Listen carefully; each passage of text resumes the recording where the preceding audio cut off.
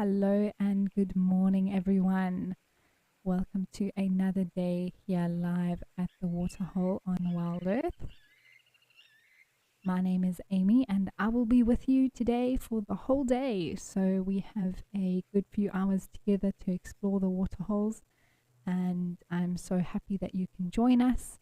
Just a reminder to everyone that this is a live and interactive show, so please do send through all your comments and questions. I would love to hear from you.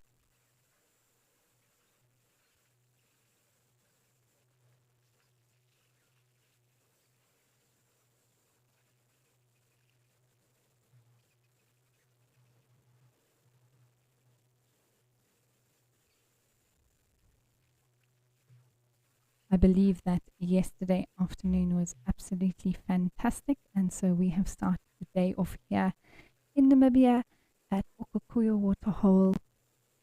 Looks like another beautiful day.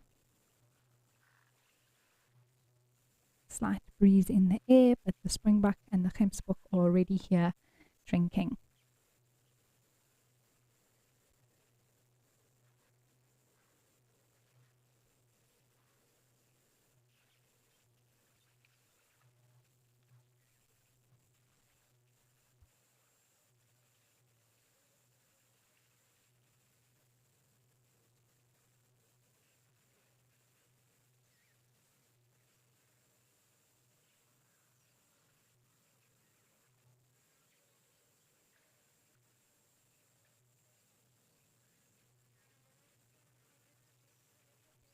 I would love to know where you are all joining us from today. I know we often have viewers not only from Southern Africa but all over the world. So welcome to you all, and I do hope that you enjoy our time together at the Waterhole.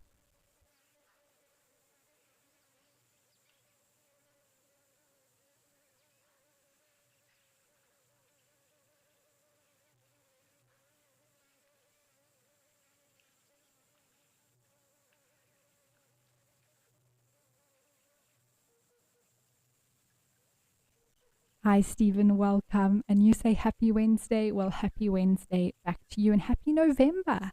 Can you believe it? It is the month of November. Personally, my favorite month of the year. It is my birthday month, so it always puts a bit of a smile on my face when November rolls around.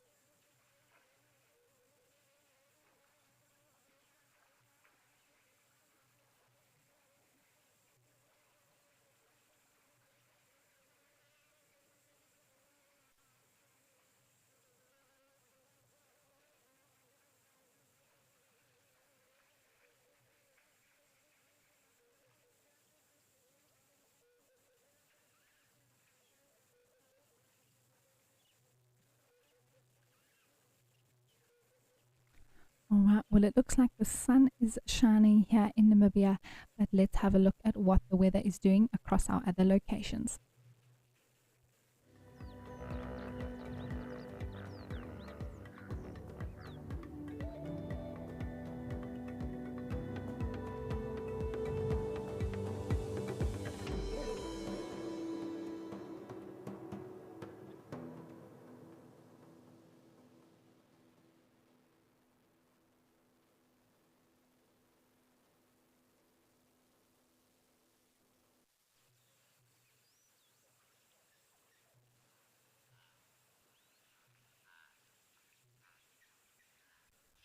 So it looks like the rain is passing by with a little bit warmer temperatures now at some of the locations that we visited yesterday.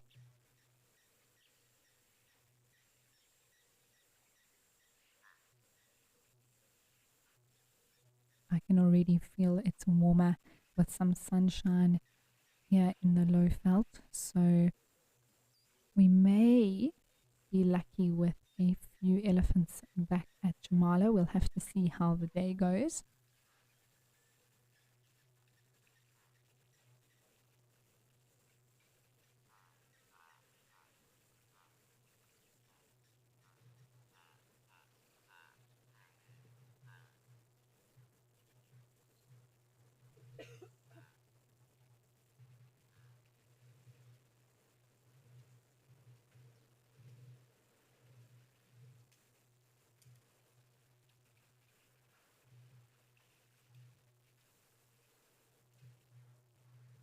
But it wasn't all bad, the cooler weather. I quickly tuned into the show in the afternoon when Liam had taken over from me to see an absolutely epic sighting, everyone. For those of you who were watching live, that must have been incredible to see those wild dogs at Rosie's Pan, thanks to Africam.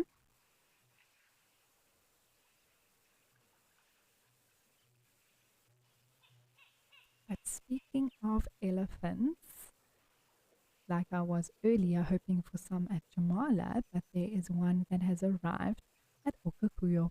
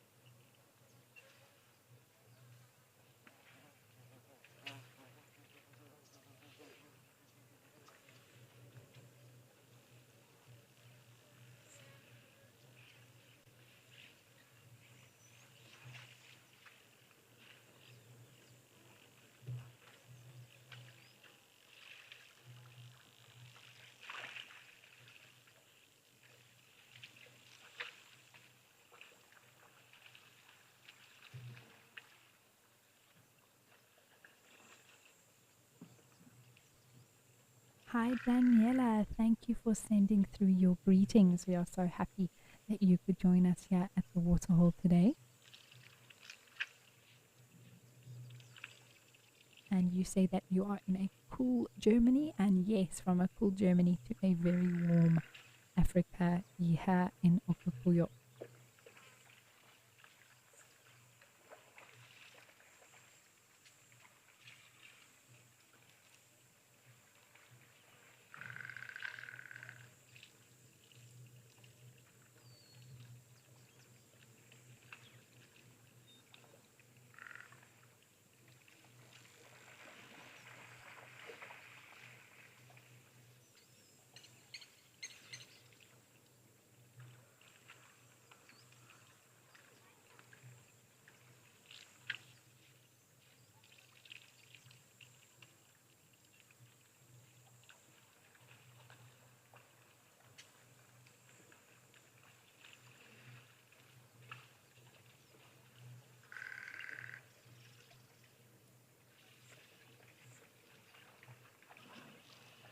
For a few days now, we have seen quite a large herd of elephants come down to drink. But today it looks like we have one single, I think it is definitely a male drinking here, which is typical for some of the older bulls to be on their own and coming down to drink.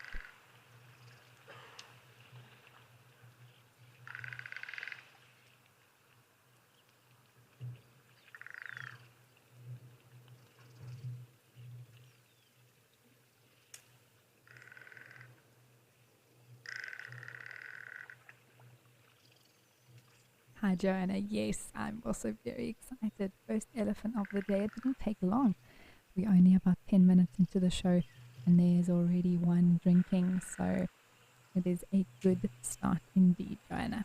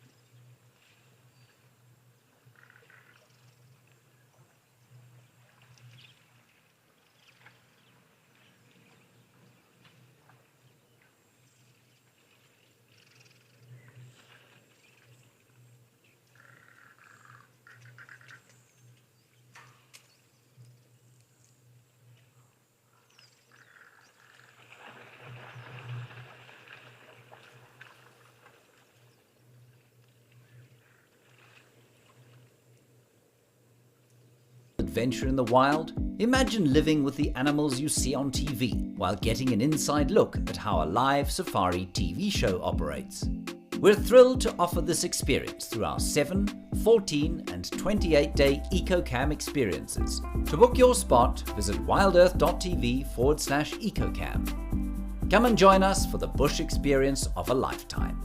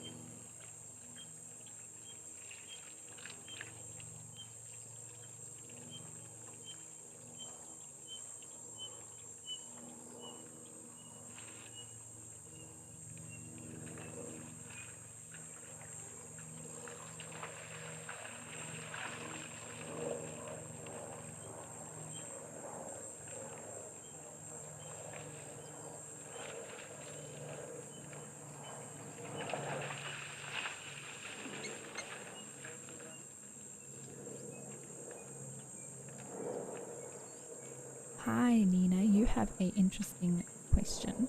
You are wanting to know if the female elephants become more protective of their little ones when they are in must, when the males are in must. Okay, I thought that was maybe the case, Nina.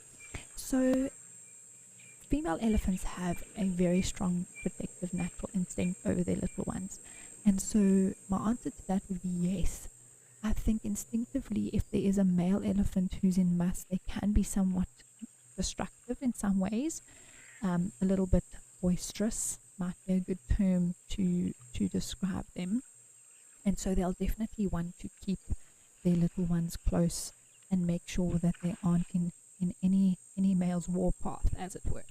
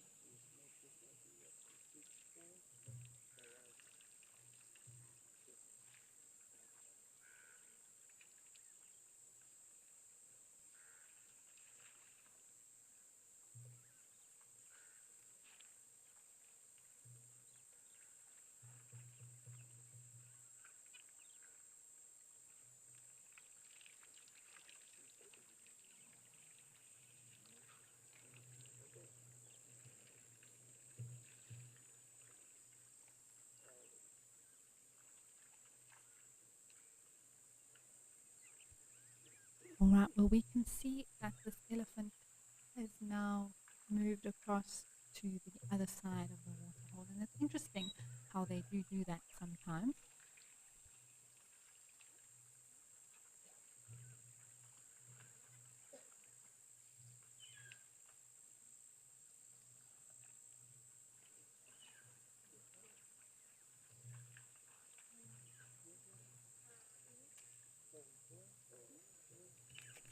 Sometimes we don't exactly understand why these animals do what they do.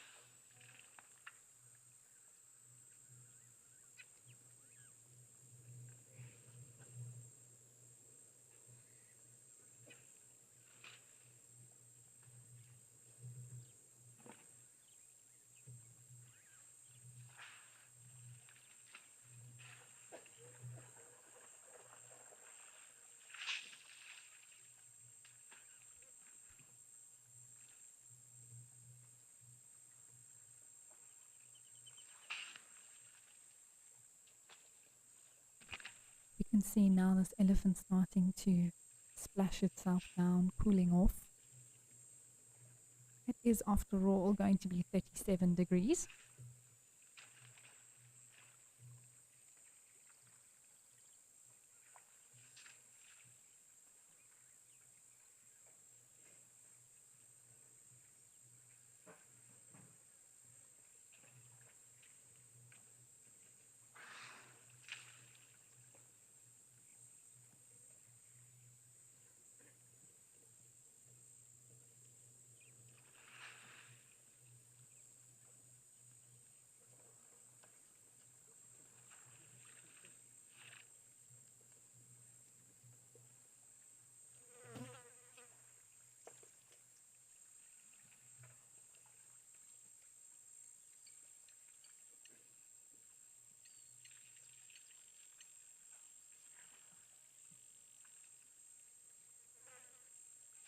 You can see that elephant using the tip of its trunk there just to clear off the surface of the water.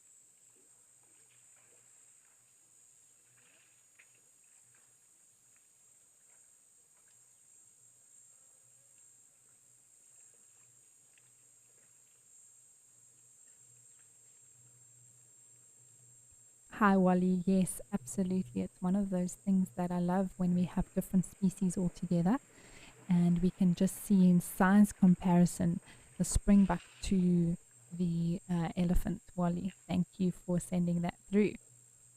Even the zebra, to be honest, are also very small.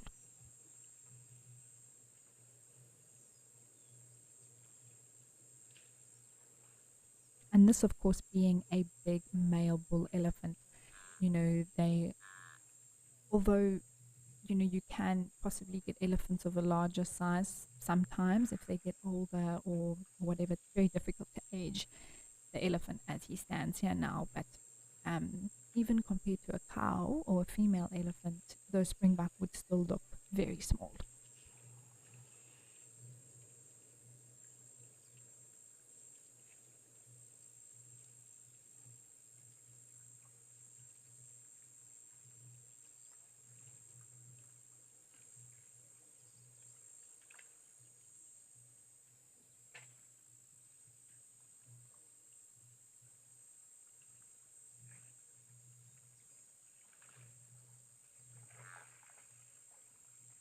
into our hearts. Join us as we celebrate and find as many wild babies as we can on Safari Live. Vote for who you think is the most adorable. Prepare your hearts for a cuteness overload. WildEarth, it's in your nature.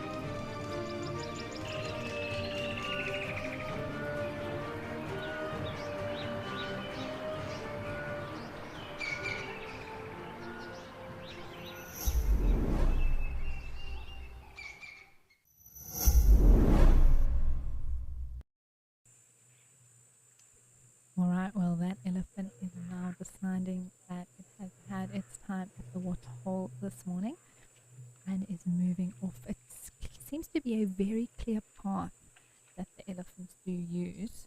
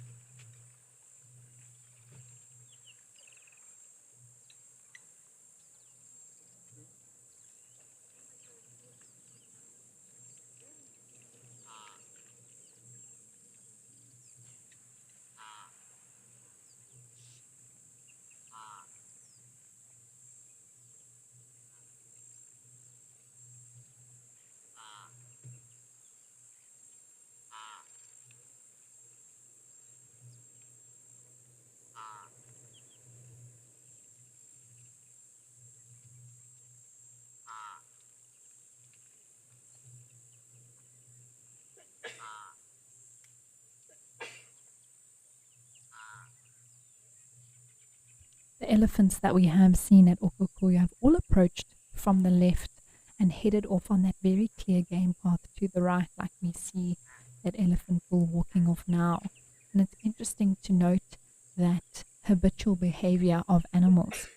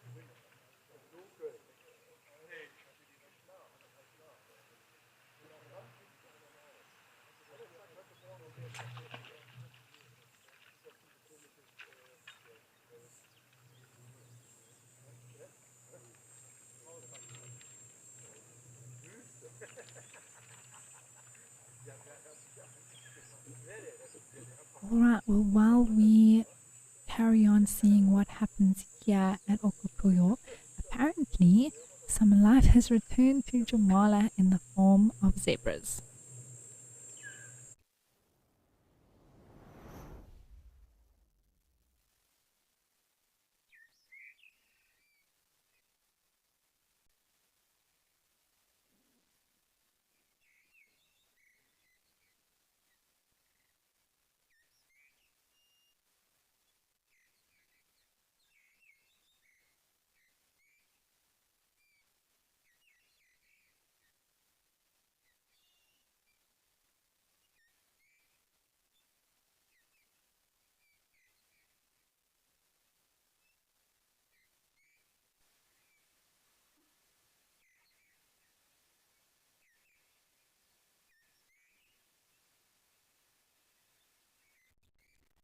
All right, well, there we go. Seems that the rain has dissipated somewhat here at Jamala, and so we have had the return of the zebra, perhaps a bit later, even the return of the elephants.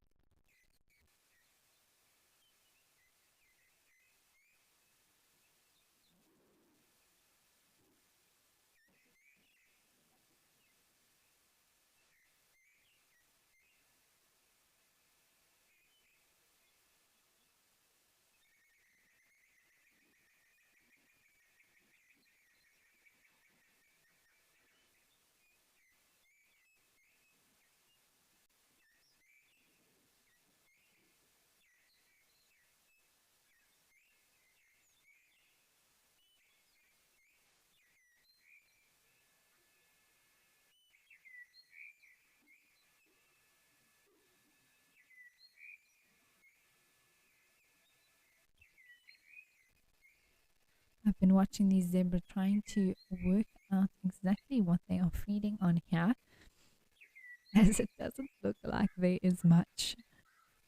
But obviously, maybe some very small fresh shoots, something like that.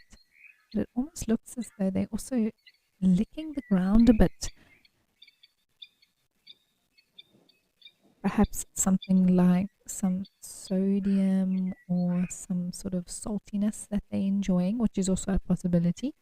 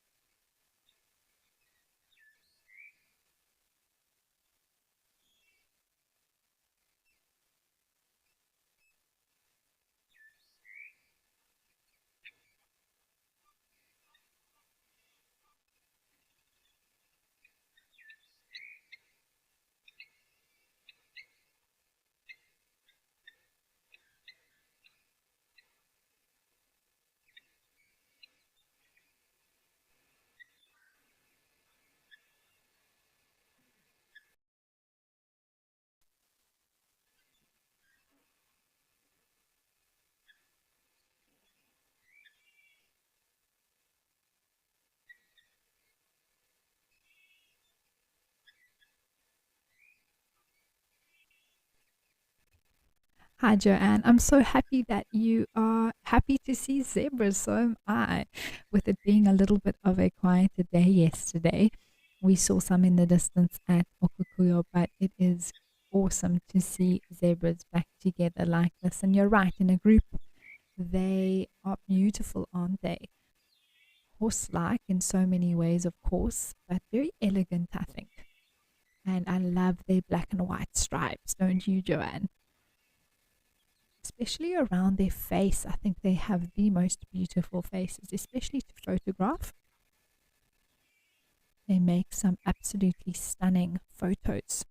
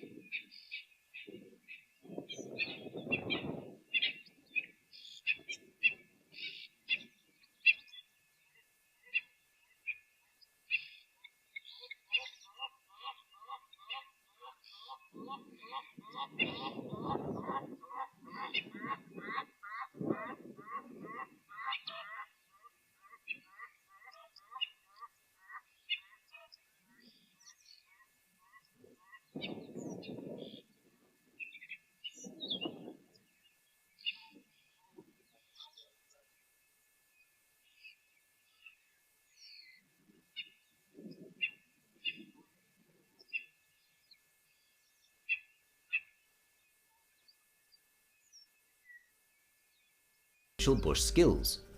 Join Eco Training's 7 or 14-day EcoQuest course and you will receive 500 Rand off whether you sign up locally or internationally using this promo code.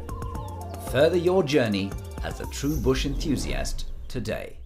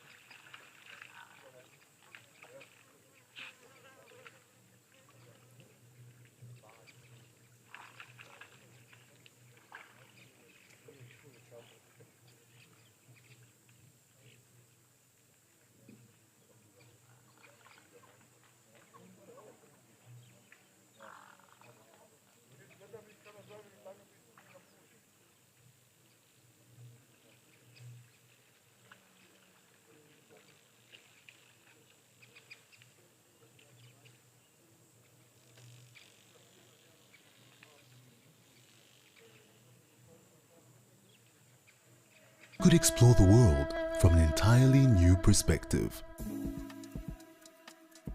Flying a real drone live without leaving home. This is Nature Eye.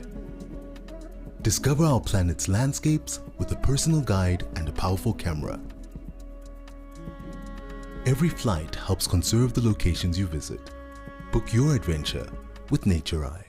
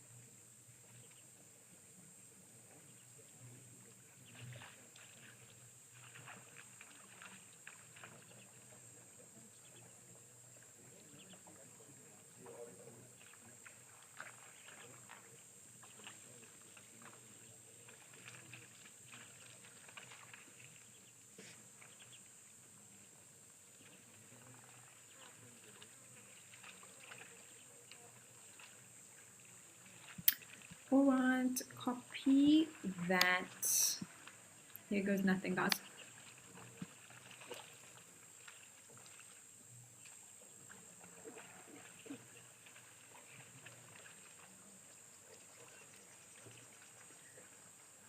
All right, hello everyone. I am so sorry that I went radio silent on you all for quite some time. There were just a few audio problems we were just trying to troubleshoot, but I do believe that we were able to reboot and relaunch and reconnect and all these things.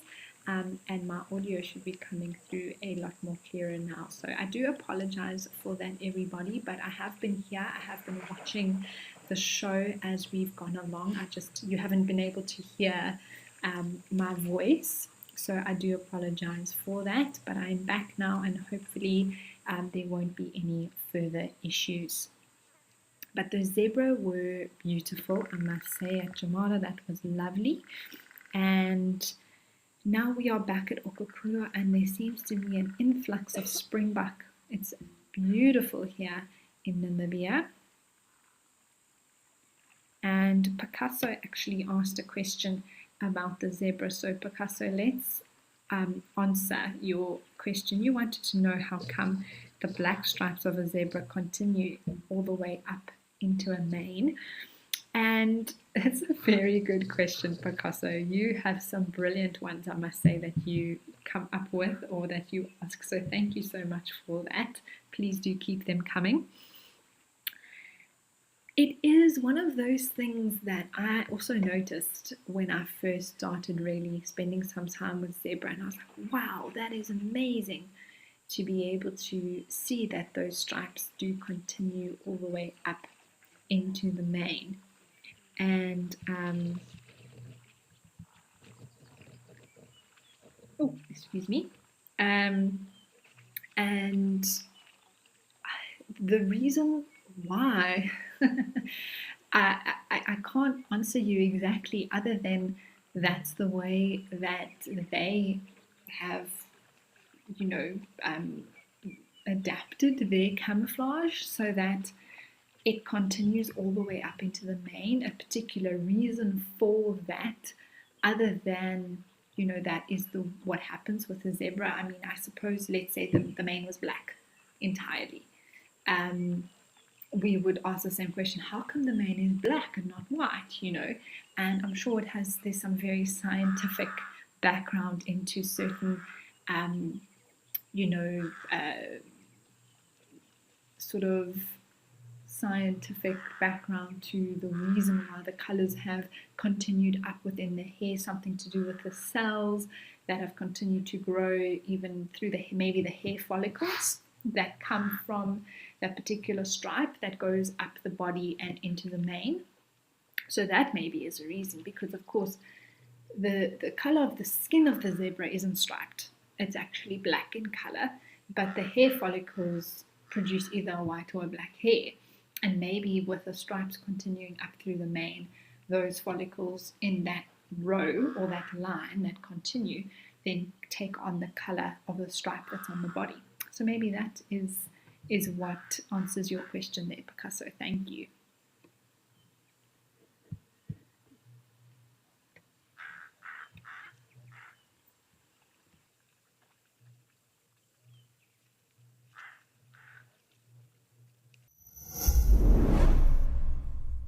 Eco Training's professional field guide course can make your dreams a reality. This comprehensive program comprises 5 months of theoretical and practical training in the African bush with highly qualified instructors in multiple locations. Enroll today and receive 5,000 Rand off using the promo code. If you've just finished school or tertiary education and you want to head into the wild, Eco Training's professional field guide course is for you.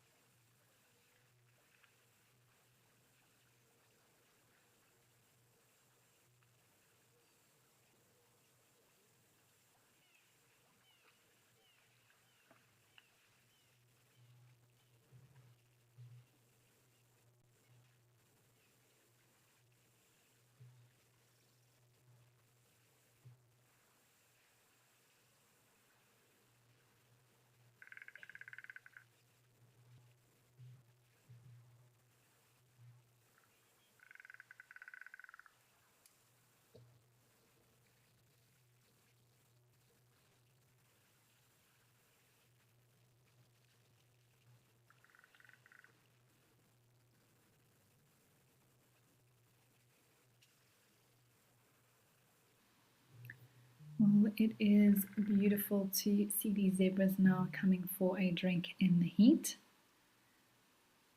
I wonder if these oryx that are just behind them are also going to make their way slowly towards the water.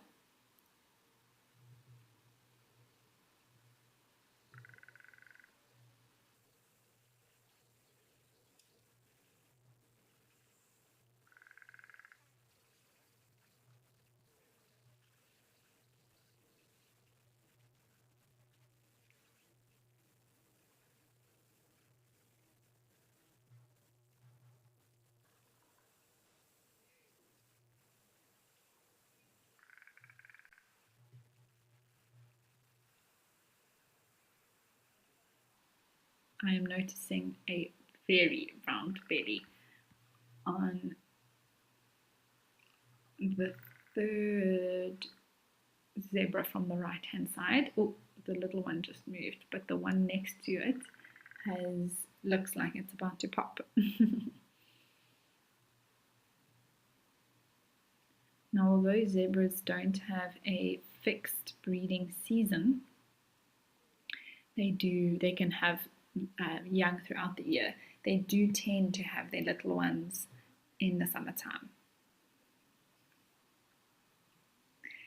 Hi, Patrice. Oh, you're so kind. Thank you. I missed you all as well. It's always, a frustration in some ways to want to interact and talk about what we're seeing, and then technology has other plans, but that is how it goes, and we do appreciate then once we are back online and all connected to be able to chat again. So thank you, Patrice. I'm so grateful that you're watching and that you're enjoying the show. I missed you all as well.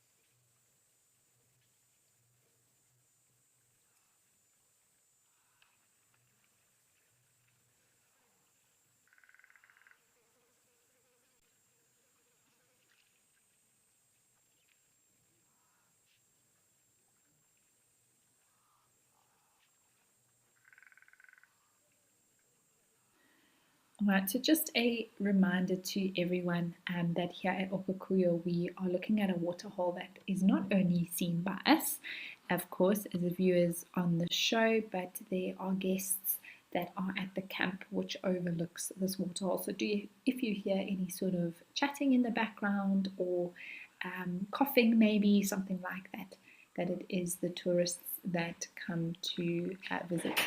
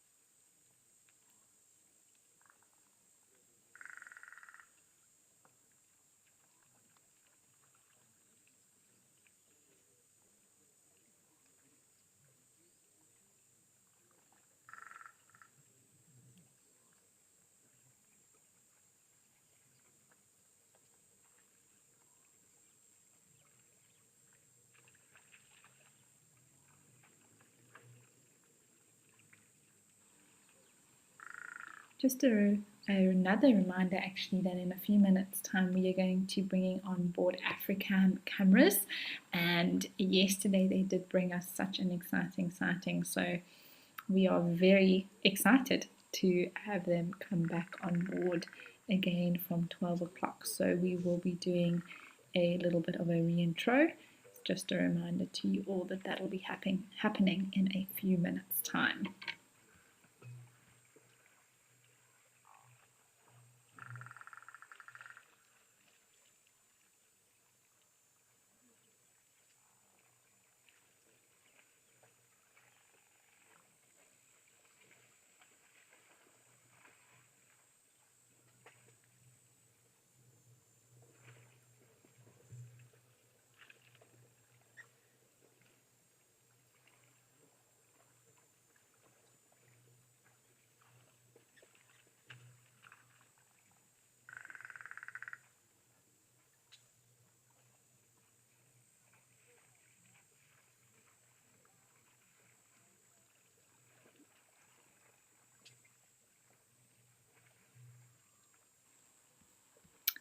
There we go, we've got the Gemsbok coming here now.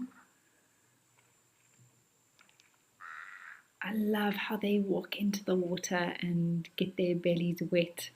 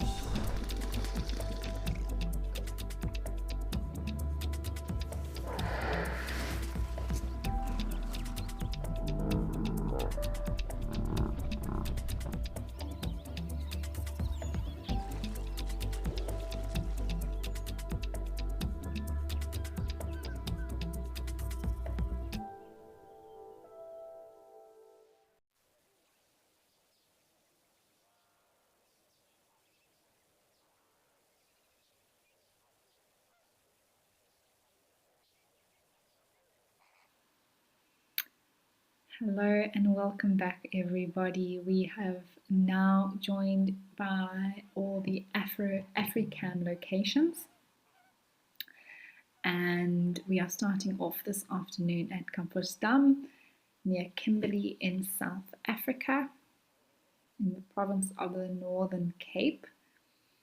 So in relation to Madikwe, a little bit south and west from where the likes of Tau Lodge is.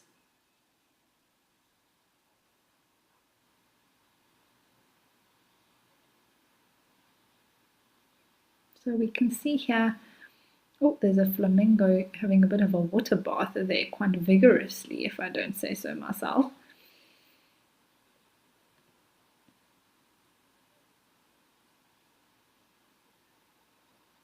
But there's a clear color difference here. We can see everybody. We've got quite white flamingos that we can see walking actually right in front of the screen. They're also quite large in comparison to the very pinky orange ones.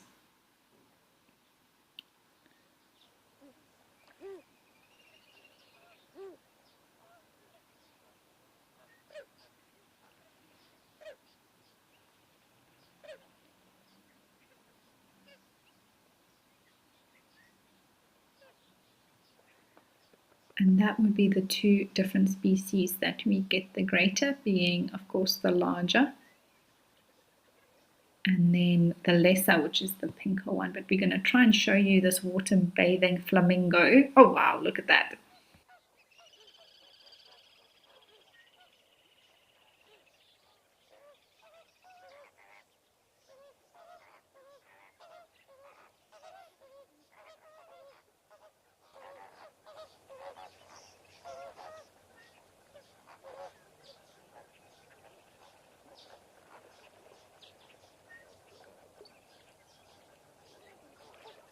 Alright, so this is the furthest that the camera can zoom in, but that's fine. We can actually still see these flamingos and how they do this. And it's not only flamingos that do this sort of water bathing. A lot of birds do it in order to clean themselves.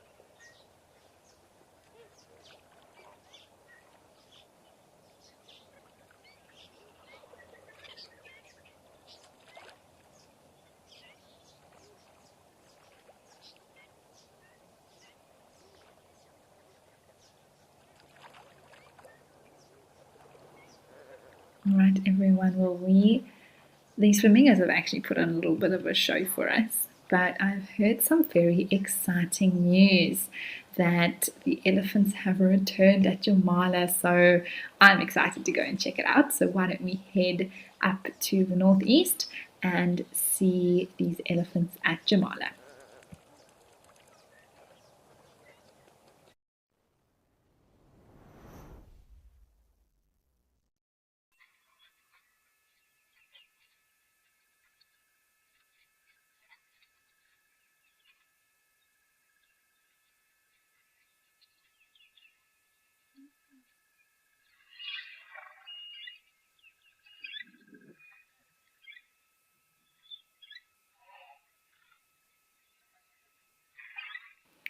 All right, everyone, there we go, and there's a little baby. Oh my word, it is tiny.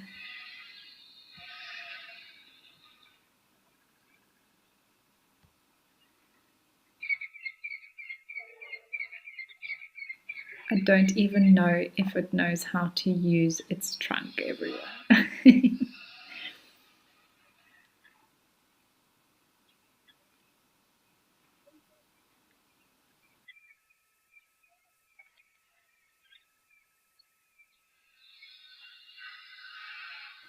And it's often why we find baby elephants so cute, because while the rest of the herd is enjoying the water, they, especially the very little ones, can't actually use it yet. So they don't really know how to drink water. They're still fully reliant on mom's milk.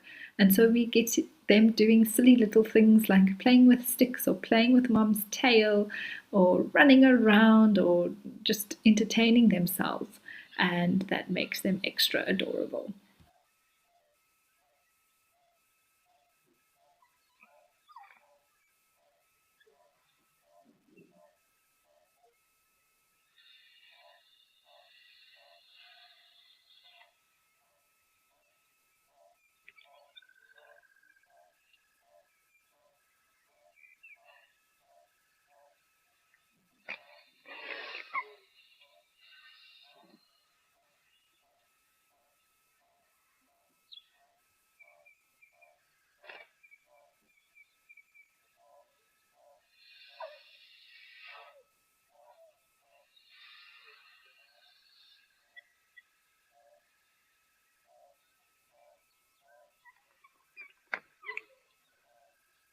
You can actually see this little one trying to suckle from mom, but I think her front teeth are just too far forward.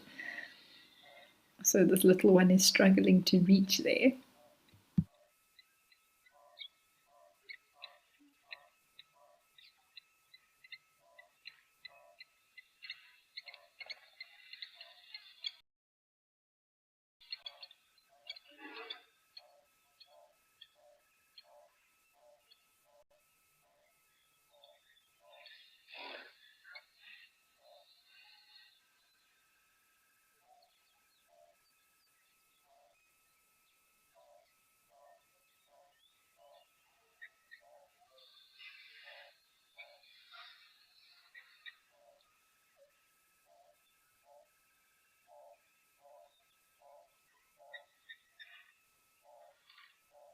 That was quite the move by this little elephant, I must say. It managed to reverse all the way through the legs of the other one.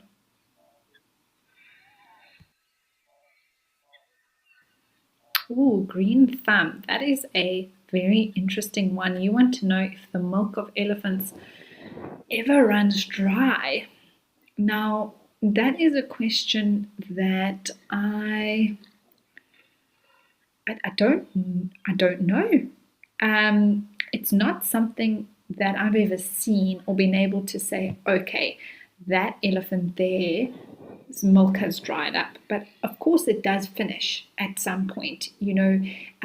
Especially if it doesn't have a calf or its calf is now fully weaned and no longer requires suckling, and it is not pregnant with another calf, then the milk of the elephant will dry up. It will no longer be available, just because, of course, the body requires a lot of extra nutrients to be able to produce milk. It's an extra stress that's put onto the elephant, not necessarily a bad stress, but just an extra resource. That extra resources are needed to be able to produce the milk that the babies need. So if not pregnant or without a calf, the milk of that elephant will definitely dry up and will no longer have swollen mammary glands. And we do see females like that. They don't all have calves or necessarily fall pregnant every time that they are mated with. So yes, the milk will dry up. Whether it dries up, let's say, while it still has a calf, for example, like it runs out so that it can't actually suckle. I don't know if there's been any recorded cases of that, but that of course would then mean that calf survival would be threatened, or it would have less chance of that. And perhaps that's a way, if that mother elephant has the genes, which means that its milk is drying up for the calf, maybe it would, therefore, nature's way of removing those genes would be that its calves don't survive, so the genetics aren't passed on, if that makes sense. But a very interesting point. Thank you for your question. And please do send them through, everyone. Now that we are in the half of the show that we have incorporated African, please do send through your comments and questions. Like we always mention, we love to hear from you, interact with you, and enjoy the show together.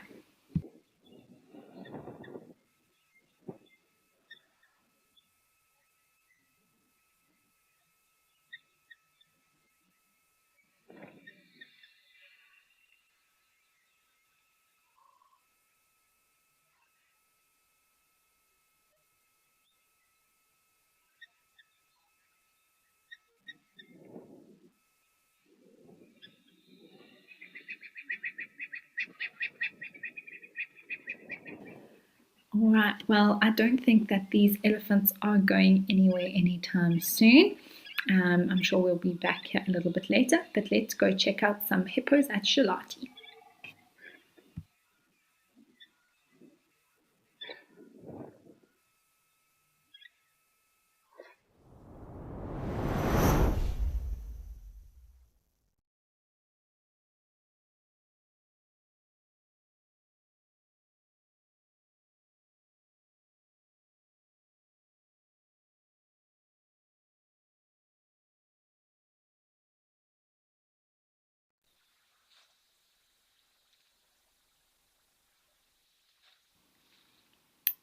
Oh, wow, everybody. This is actually a new location for me on the show. We haven't been here yet. Oh, but those were some lovely hippos while they lasted. I do apologize, we just weren't getting an audio feed there. So we have headed over to Kenya, to Old Donyo. And lovely, we have some elephant bulls that have come for a drink.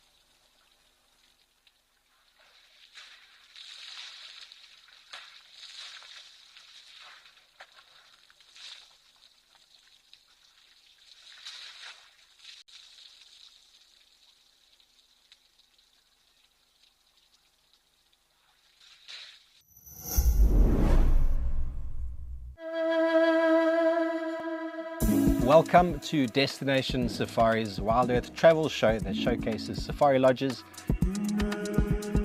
On today's episode, we are exploring Amakala's Bush Lodge. This is a luxury 5-star bush tented camp. Luxury suites look onto an open wildlife watering hole.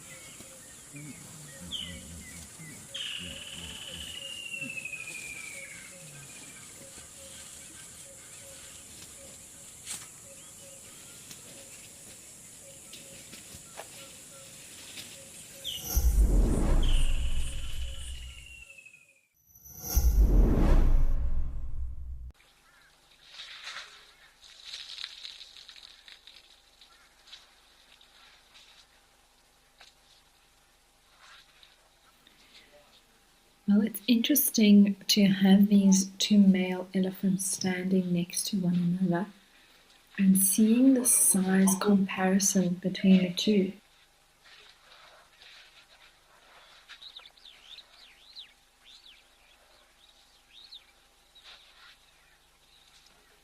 The one that's closest to us with a bit of a chip on his trunk is much larger than the second one.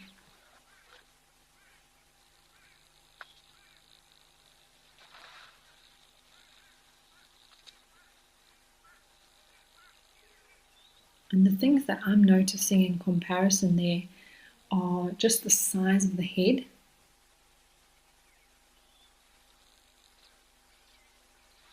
the thickness of the trunks, and also the width of the body is a lot more filled out than the one that's standing behind him.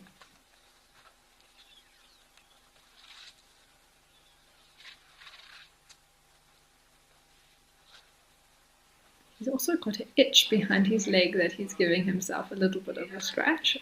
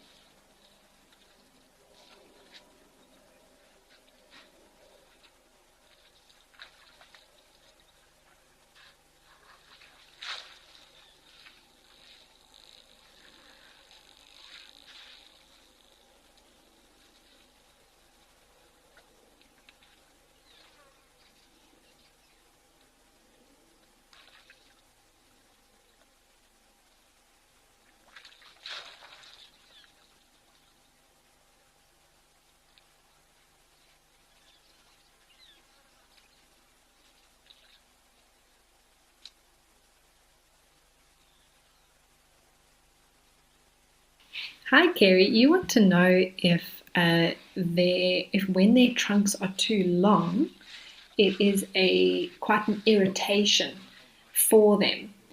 And to answer your question, Kerry, it's an interesting one to think about and consider. But no, I wouldn't say it's an irritation. I think the weight of it can get quite heavy for them, Kerry. Like you can actually see this big boy that's here giving himself a bit of a scratch with his feet. He's actually twisted his trunk up and is resting it on his tusk. And sometimes that's just a little bit of a relief for them to have this long thing, heavy thing dangling in front of their face. But what they're able to do, Kerry, is retract and relax those muscles within the trunk. So when they're walking, they can make sure that it's not touching the ground and getting a bit of irritation on the skin and not bumping into things and that sort of thing. And then when they are resting, they can actually relax those muscles completely. So I think with an elephant being an elephant, they don't know anything different. So perhaps if they had never had a trunk, then they would be like, oh, now I've got this long thing in front of my face and it's irritating me. But the fact that they don't know anything different from what they have on their faces, I don't think it's an irritation for them, Kerry. But I wish we could ask them and get an answer. But my suspicion is that they actually love their trunks and they're very grateful for what it helps them to be able to do, to drink, to feed. It's actually a very useful tool.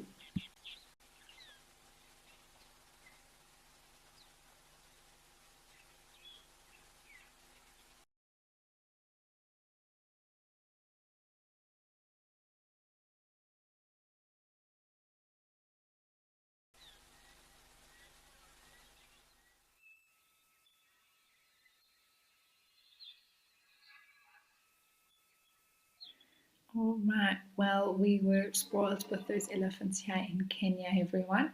But I think what we're going to do now is head back over to Jamala. There we go. With these elephants that are drinking over here. But rather than two bulls, we have a small herd.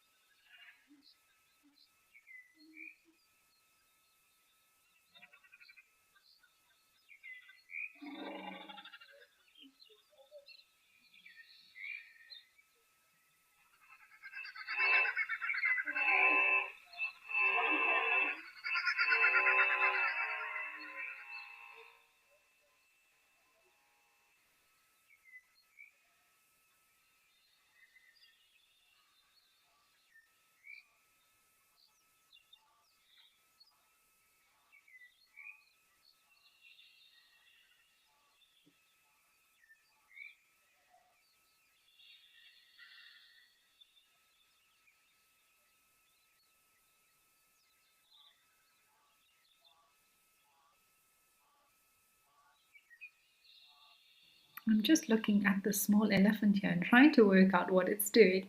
It's sticking its head under who I assume is mom, but it's not actually suckling. Have a look where its trunk is, everyone. It's actually straight down. Well, no, it's actually bent up towards its face there.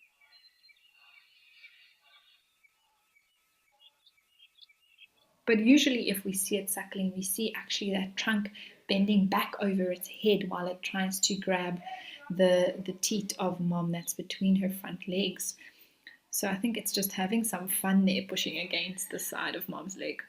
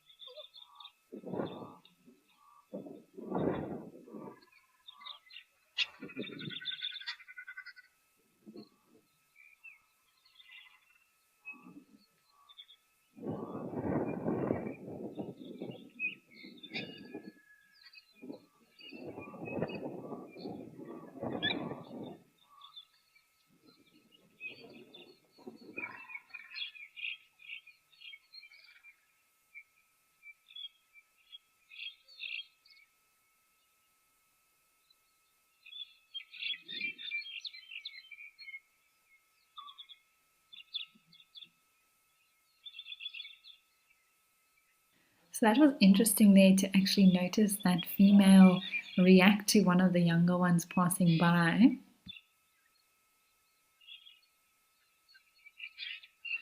So let's watch and see what they do.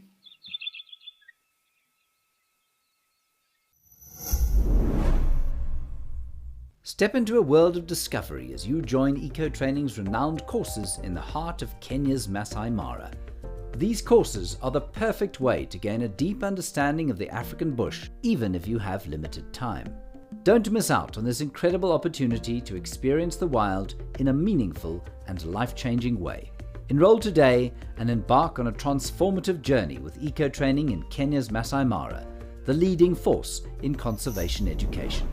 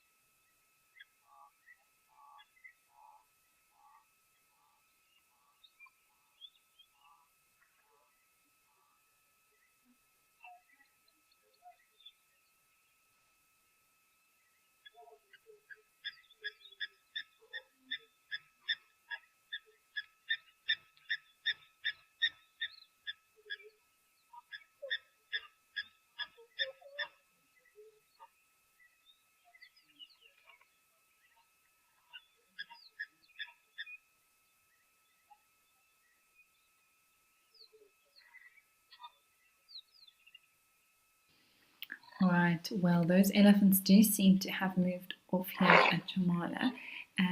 But who knows, we may be able to see some more. It is warming up, everyone, and the rain seems to have moved off. So hopefully we'll be lucky with a few more animals coming down at Jamala. I do see some Egyptian geese interacting there, maybe even giving each other a bit of a preen, which is quite sweet. They are breeding at the moment. We do sometimes see little chicks around at this time of the year, so we're going to have to keep our eyes peeled around all these water holes to see if there are any goslings.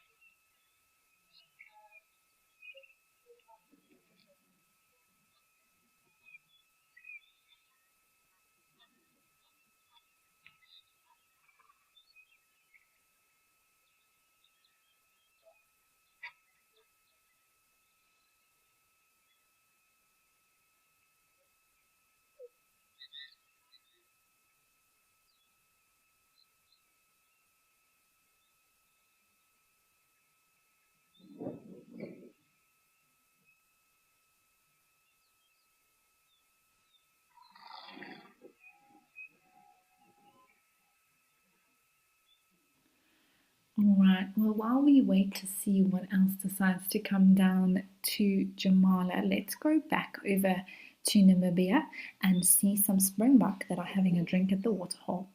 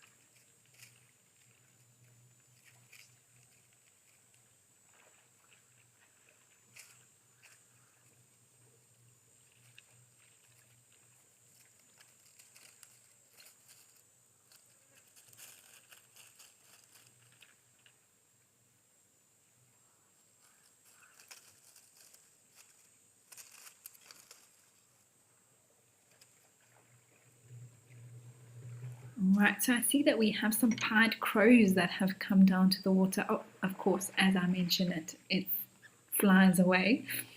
But the pied referring to the black bird with the white neck.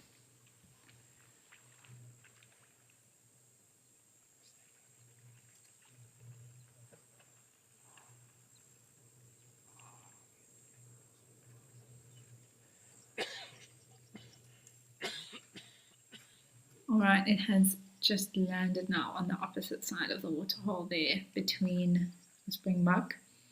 I see it just bobbing its head down, starting to drink some water as well. I think these are the birds that we see here quite often flying around everyone. They're often just a flash in the sky, but I do think that they are the ones that we see quite often in the scene.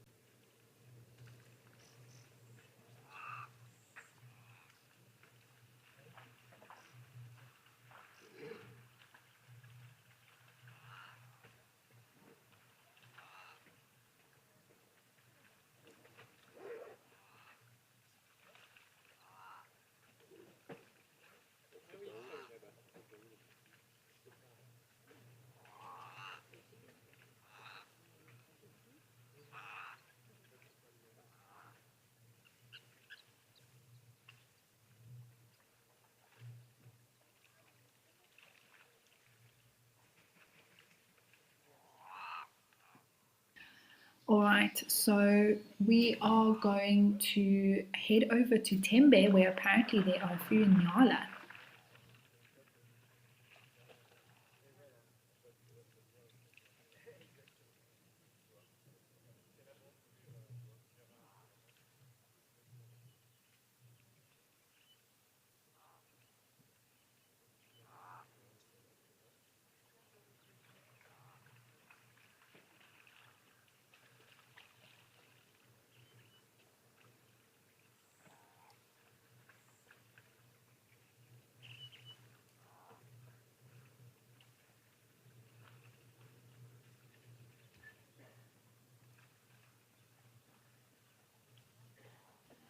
Oh, sorry everyone, we have to cancel that. Apparently there's a little bit of a noise issue there with the audio not coming through, so we are not going to head over to those Inyala, but hopefully something else will turn up at a different location soon. But otherwise we are just enjoying this very tranquil scene here in Namibia.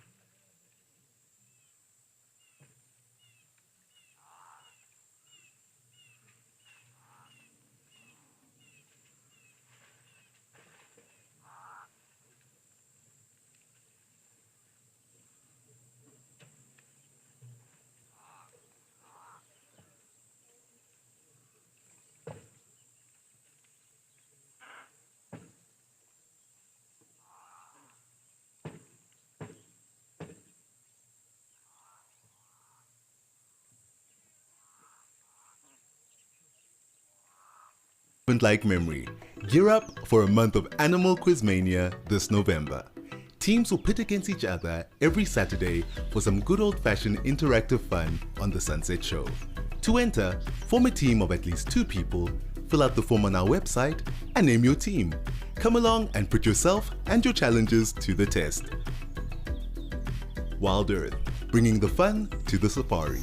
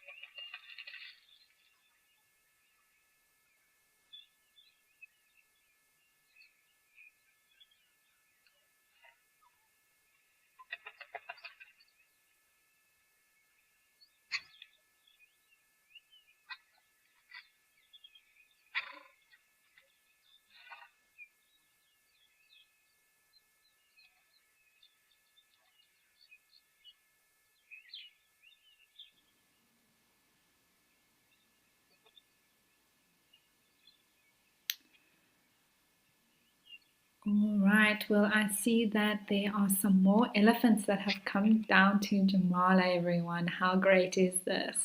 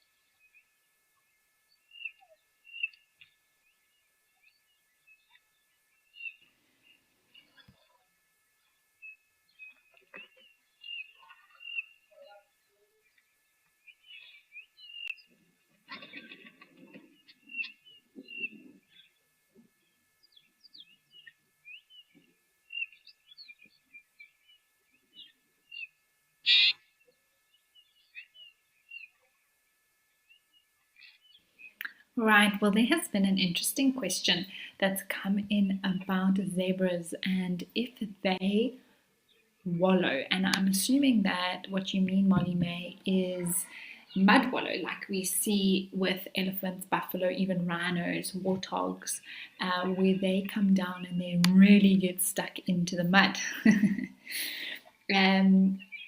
Personally, no, I haven't seen zebras doing that. It's not a common behavior that we see of zebras very often.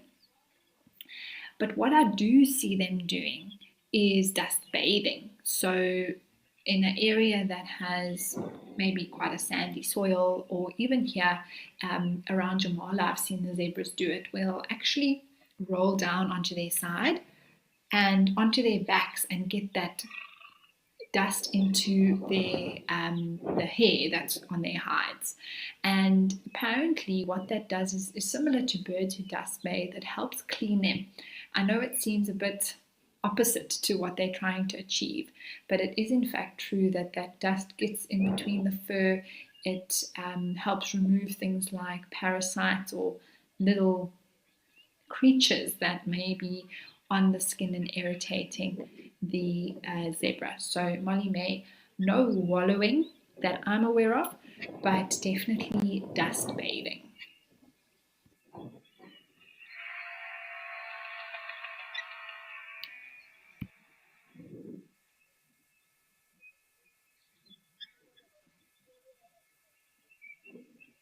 Whether you're a retiree, a recent graduate, or a professional seeking a change, the 55-day eco-training program is for you.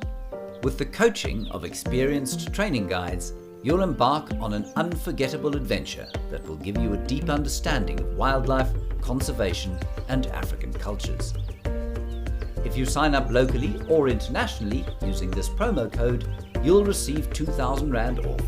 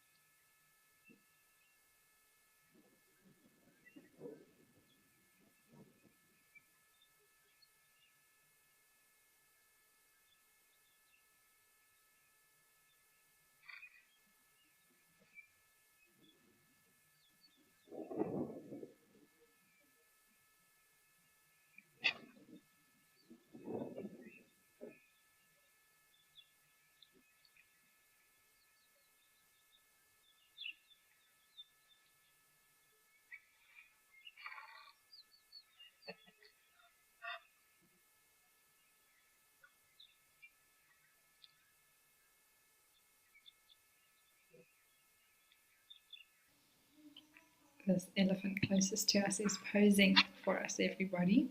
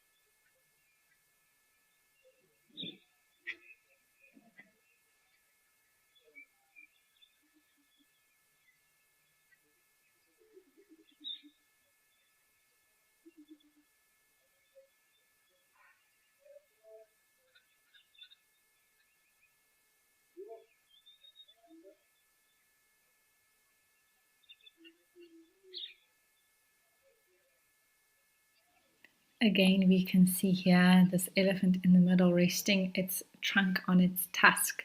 And it is actually something that we do see these elephants do quite often. I always think if I had something like that in the front of my face, what would I want to do with it? And if I had a handy tusk there, why not let it rest? I think it's also just a bit of a habit that certain elephants have. I remember seeing a particular individual, I was watching him drink, and every time it took a sip of water, it used to wedge its trunk between, sort of wedge it at a weird angle in between its one tusk. And it was just a habit that it had every single time it would do it. So, just like us, these elephants do have personalities of their own.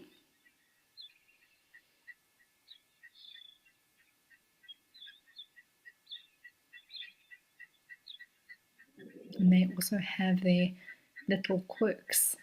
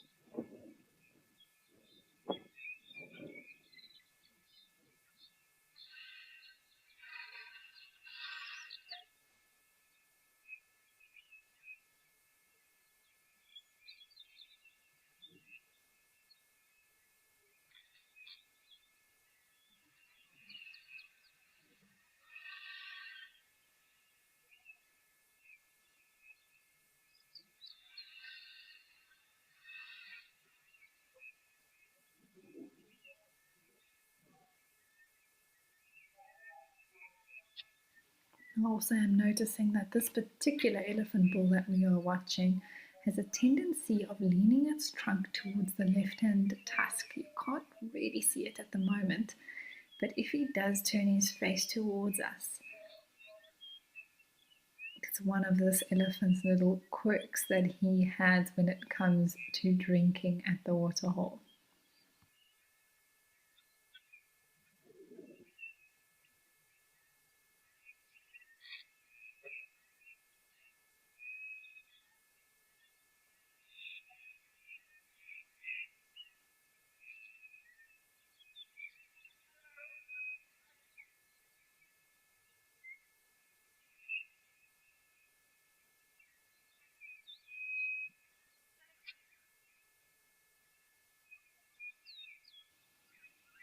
Okay, well, apparently the heron is still at Tau, the one that we often see there, I think. So let's head over and see if it is the same one.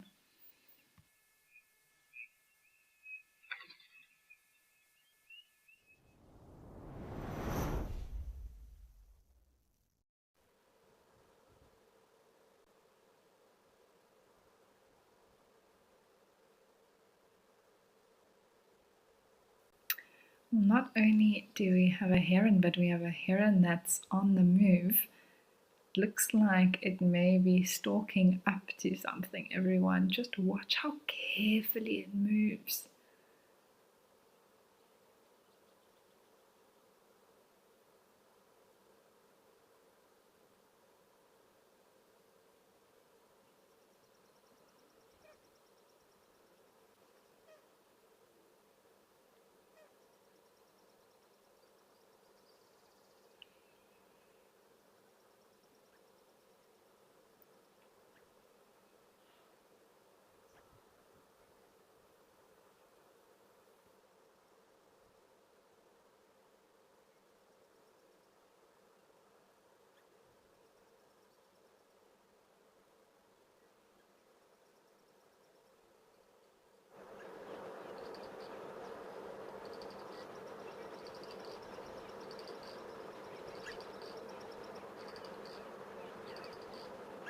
Just in front of this heron is an egret.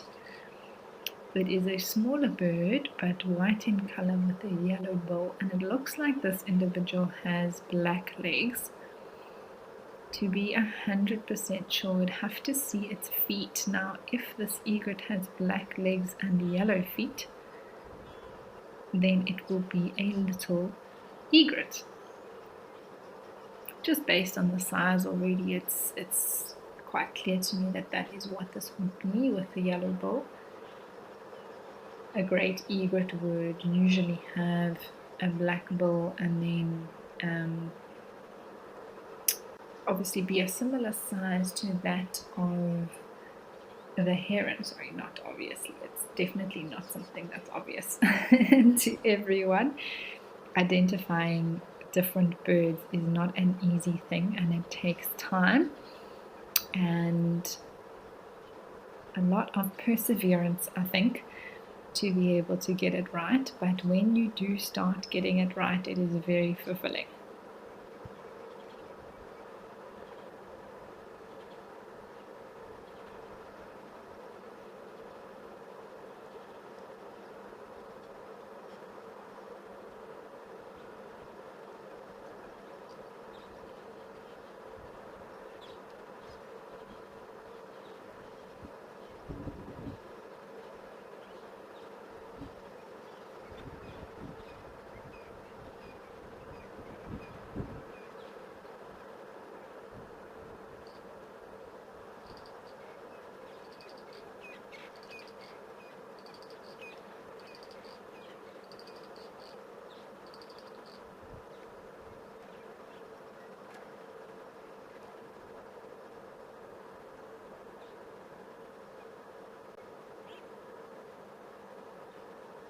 Sorry everybody, I got myself confused. I need to correct my ID on this egret.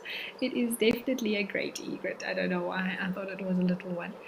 What can be confusing is about the bill. So The little ones have black bills, even in breeding or non-breeding plumage, but sometimes the juveniles can be a little bit more yellowish, but then they also have a bit more of a yellowish leg. So usually for the little, you're looking at black bill, black legs, yellow feet. And then with the great egret, we have a yellow bill, but a black bill if it is in breeding plumage. So there we go, that's also another element to it. And then the black leg, so all the way down to the feet. So we can't see the feet, so it is difficult to say for 100% certain, but in comparison with the heron, it is very large, even though the heron is bigger. So there we go. I even got myself confused. Anyway, let's see if we can also spot any of the crocodiles. That is also a usual visitor, or should I say resident, here at Tau Lodge.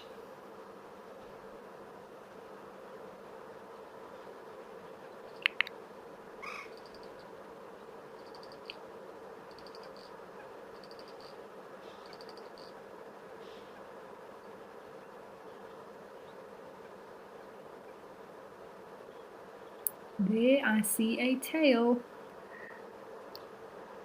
And now there's a crocodile. So this croc has decided to spend some time on the bank, I think, over the last few days. It hasn't gotten too much sunshine. So I'm sure with at least there being a little bit of warmth in the air, it's trying to soak up as much as possible. But hopefully by tomorrow, we'll have a few rays of sunshine coming through the clouds, everyone.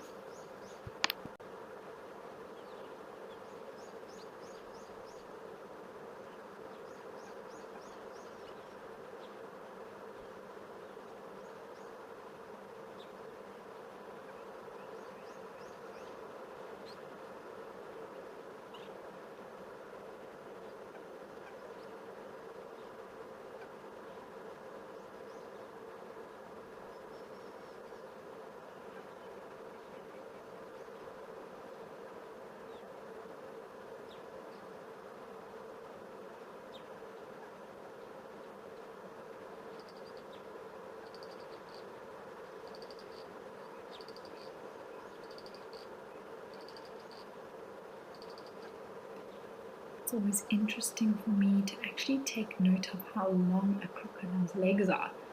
It's not something that we often get to really, we do get to see them. They are often out of the water, but usually they actually keep them quite close to their bodies and bent. And what we see sometimes, especially if you're lucky enough to see one walking, is that full extension specifically of the back leg. And that helped me understand a lot more as to why waterholes in Africa are so dangerous. Because even if you might think, first of all, okay, this waterhole's too small to have a crocodile in, you never know. But then secondly, is the distance at which you are near the water. It's not only if you are inside the water, are you at risk, or is the crocodile a danger to you? But actually, because of the length of that back leg and how it can extend, it actually can push itself or propel itself out of the water and lunge forward quite a distance.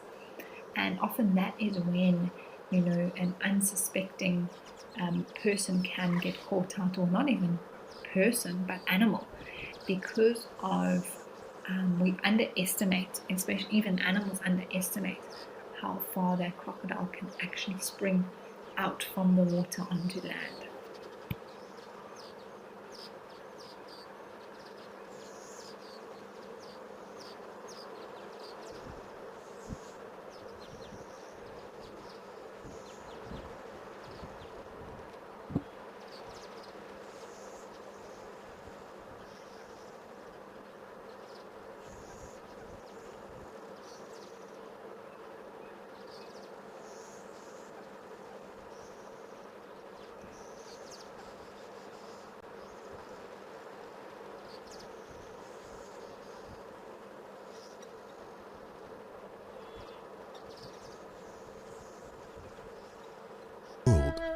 entirely new perspective.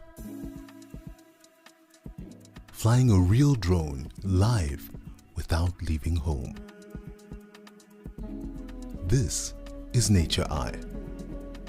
Discover our planet's landscapes with a personal guide and a powerful camera. Every flight helps conserve the locations you visit. Book your adventure with Nature Eye.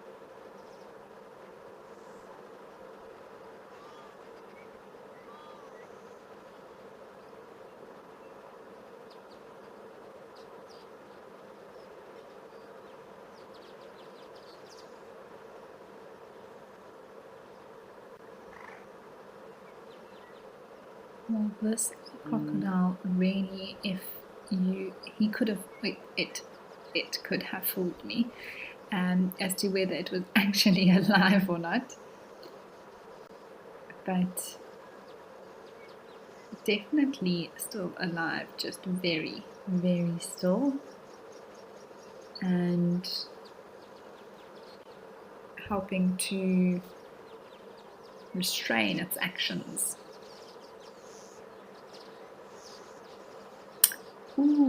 Restrain its energy, because of course it gets its energy from the sun, and when there is not a lot of sun, we don't tend to see these crocodiles be very mobile. Hi Lorraine, you want to know about when we will actually see crocodiles travel to other water holes. That is a good question. I usually see, I don't think I've actually seen a crocodile moving like in the middle of the day from one waterhole to another. Personally, I'm not saying that that doesn't happen, but my understanding is that that sort of activity usually happens either at night or the early hours of the morning or something like that, because I remember driving on game drive and seeing crocodile tracks in the morning. On your morning game drive, you see the tracks from the night, and that's when the crocodile has moved from one waterhole to another. And it's usually, of course, when there's been enough sun and energy in the day, so then it has the capacity to be able to move even when the sun is no longer shining.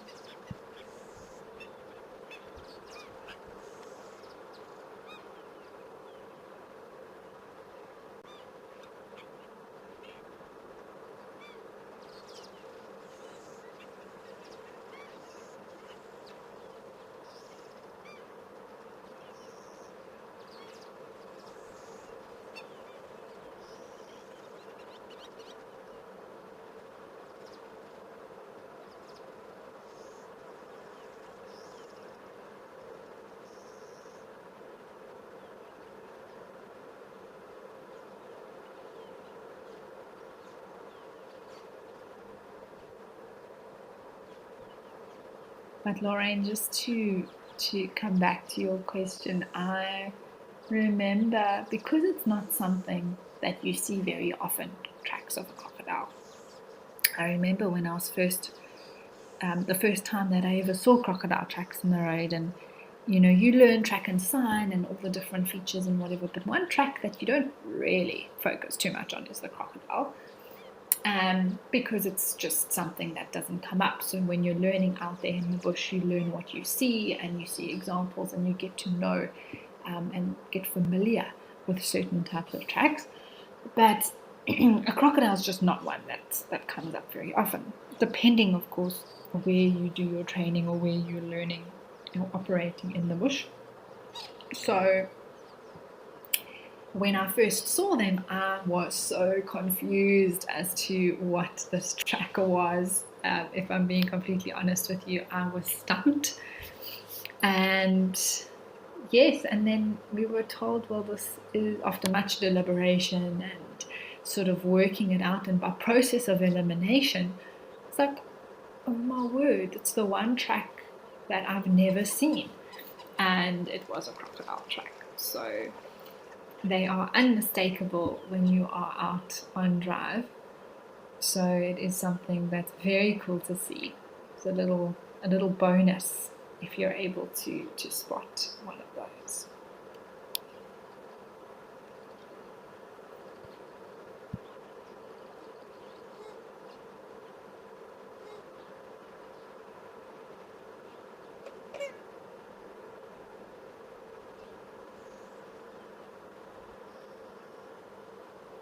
Ooh, here we go, everybody. This is great. Back to the egrets. We have a perfect example for you now to explain my mix-up earlier. On the left-hand side of the screen, we have a great egret, and on the right-hand side, we have a little egret. Now, of course, the name gives it away in terms of the bigger one is the great egret, and the smaller one is the little. However, if they are not together, it is not always so easy to be able to identify them. So yeah, we can clearly see that black bill on the smaller white bird with the black legs, and if we do see it lift up its leg, we should see a bright yellow foot at the end of that black leg.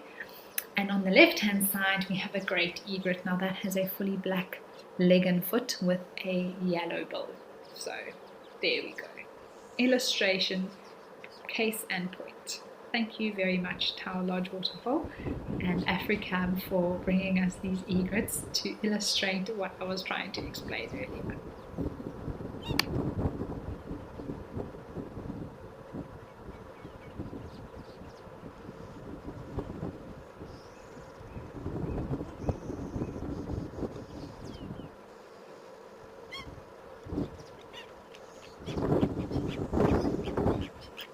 Hi Nazreen, thank you for sending through your question. As always, we really do appreciate it. But you want to know if I've ever seen a crocodile attack a bird, and yes, I have, Nazreen. I've seen a crocodile attack a Egyptian goose before. So that was a crazy experience. I actually saw the Egyptian goose with its goslings around crossing in the river, and yeah, the crocodile just went, and that Egyptian goose was so protective. It was actually quite inspiring to see it try and protect its goslings from the crocodile. But I do think that if I remember correctly, that the crocodile did get one of them, the little ones. But yeah, I have seen crocodiles do that. It is part of nature as it is out here.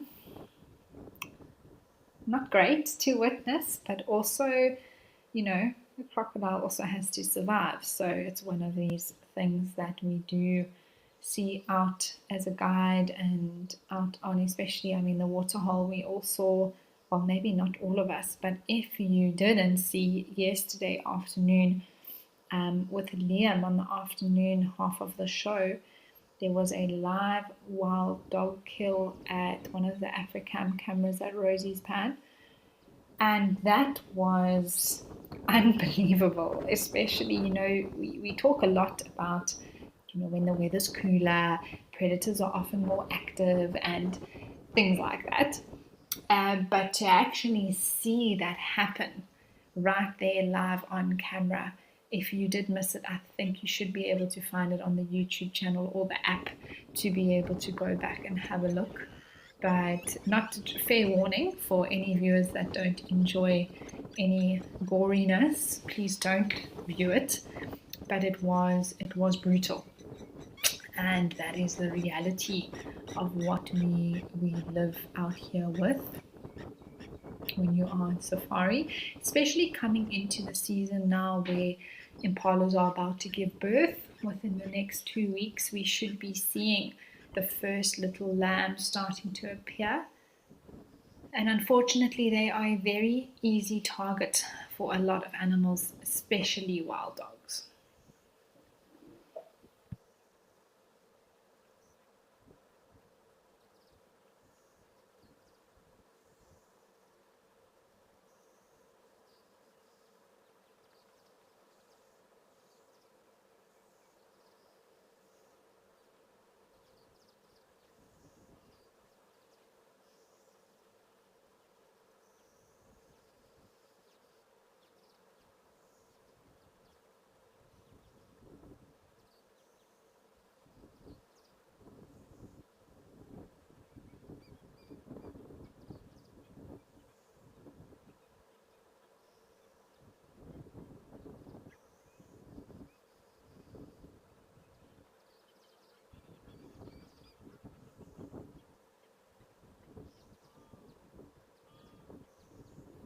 Oh wow, that is amazing. Look at that. Zoom in, everyone. Sure, this camera is incredible. Look at that detail.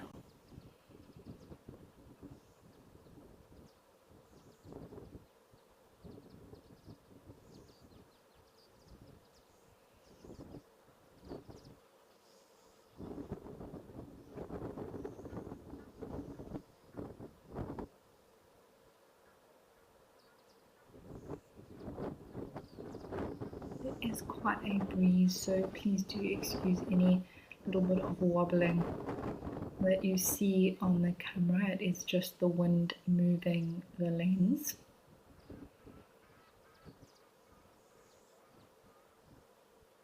But wow, I mean, that is now really one of the best views of an egret that you'll get through a screen.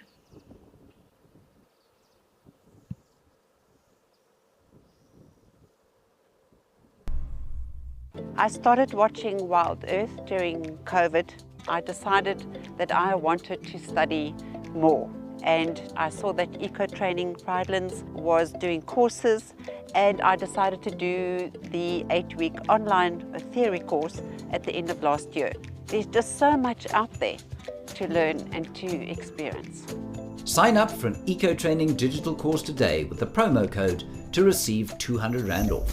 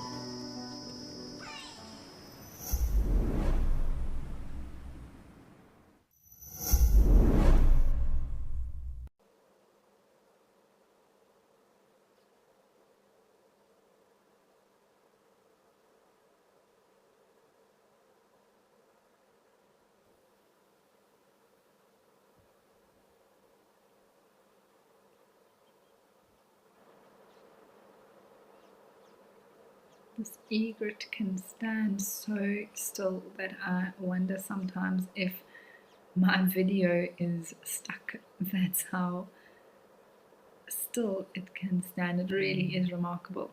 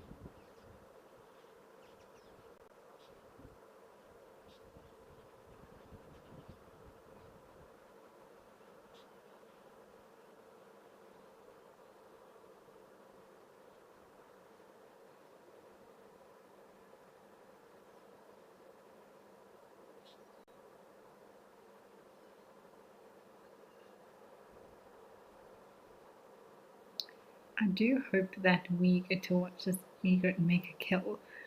It really seems to be concentrating so hard. And have a look at that neck, everyone, how it's wound in an S shape. If it chooses to, it could reach very far in front of it to where that water is on the left to be able to grab something. So it's got beady eyes that are checking out everything very carefully to make sure that if there is something close by, that it can quickly snatch it.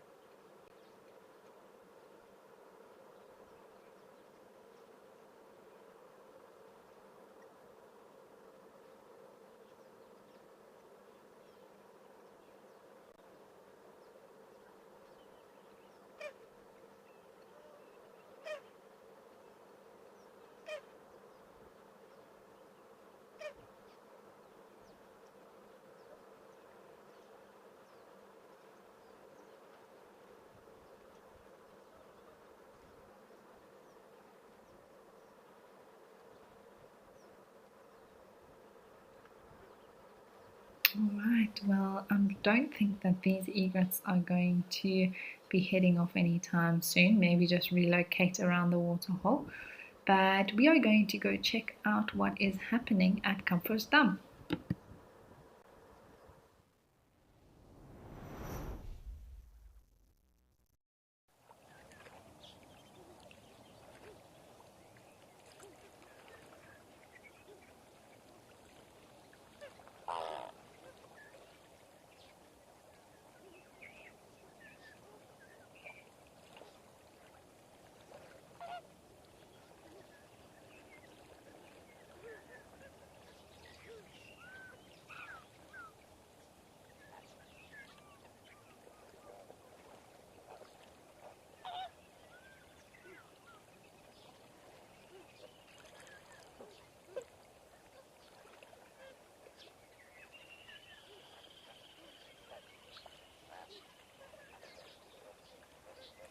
Well, we have our flamingos that are very much still around, but I think with the chilly weather, they're all looking like they're trying to stay warm with their heads tucked in behind their wings. A few of them are feeding a bit. We saw them water bathing a bit earlier as well. But for the most part, they are just trying to stay cozy and warm.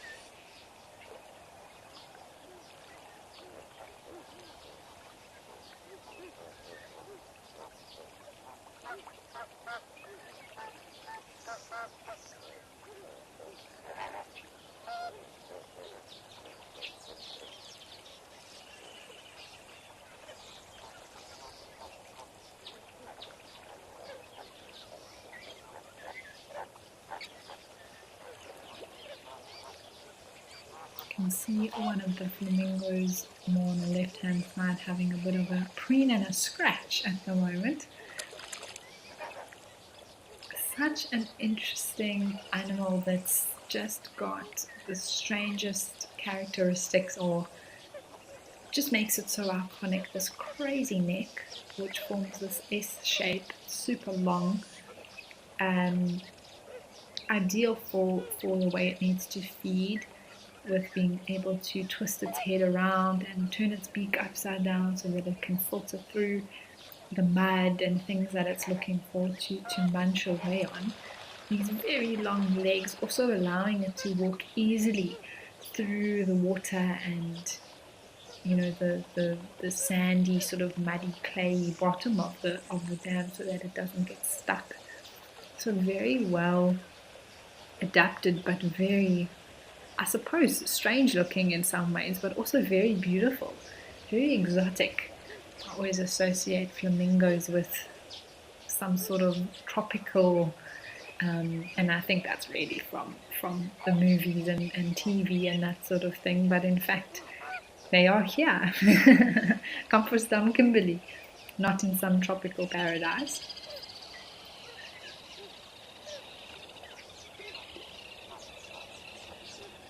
But very handy having such long legs. I'm just seeing that flamingo scratch its head, and I mean it can really reach anywhere it needs to with a neck that length and legs that long.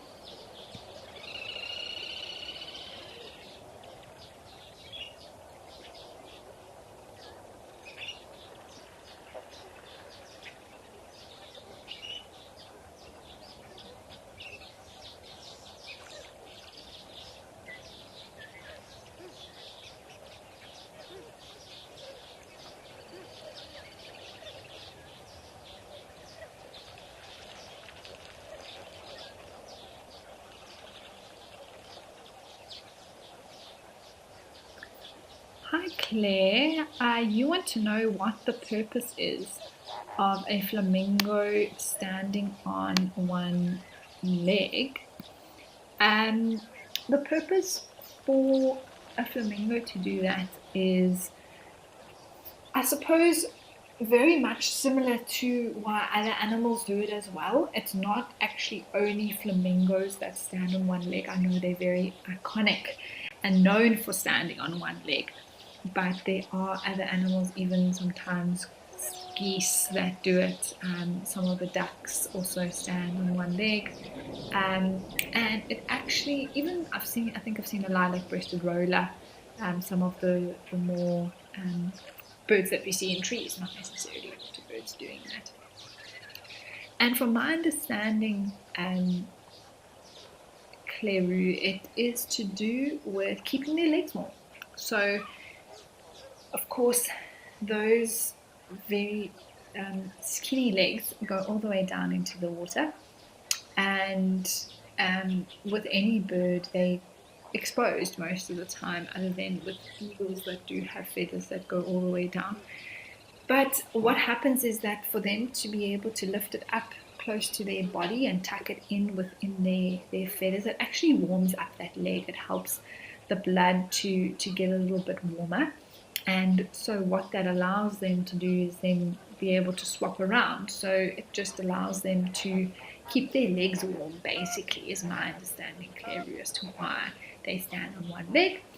And they often do, in fact, when we see birds standing on one leg, they are often resting or sleeping or just perching or standing like this. And that makes sense because it's their time. You know, you wouldn't be able to see a bird or a flamingo start foraging on one leg. You can see the ones that are walking around and feeding are using both legs because they need to be moving. But when they are resting, when they're trying to warm up, they can tuck one leg in, get that one nice and warm, and then that one can go back into the cold water while the other one comes up and gets a bit more kleru.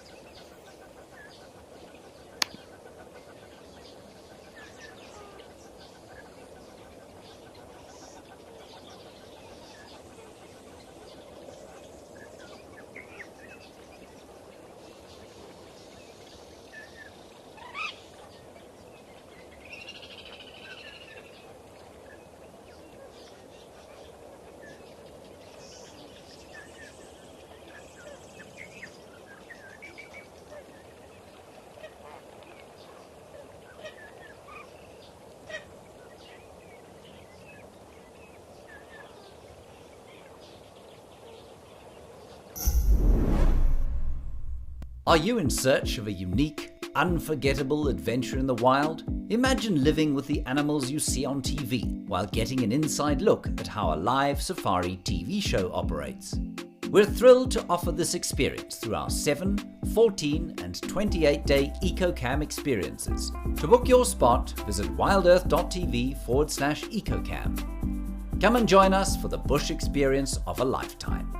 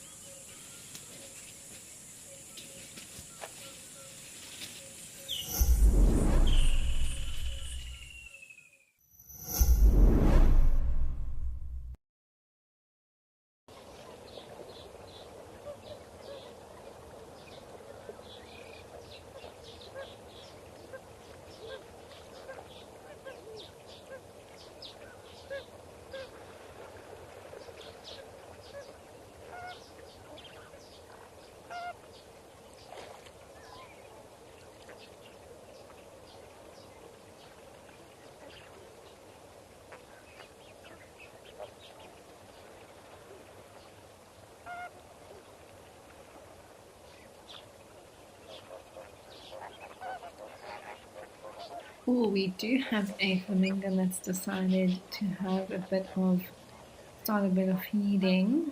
Or I'm not sure if it's actually feeding or giving it, yeah, a water bath actually. There on the left, it's coming into screen a little bit clearer now.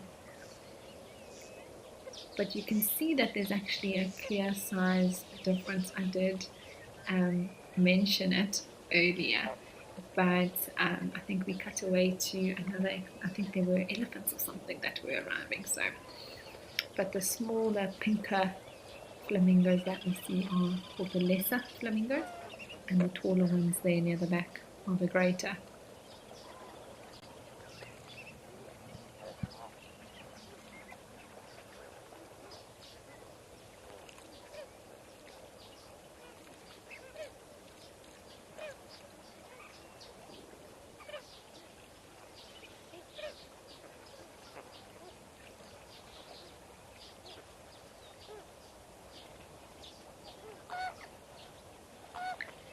All right, well, we are going to leave these flamingos and head up to Okukuyo in Namibia.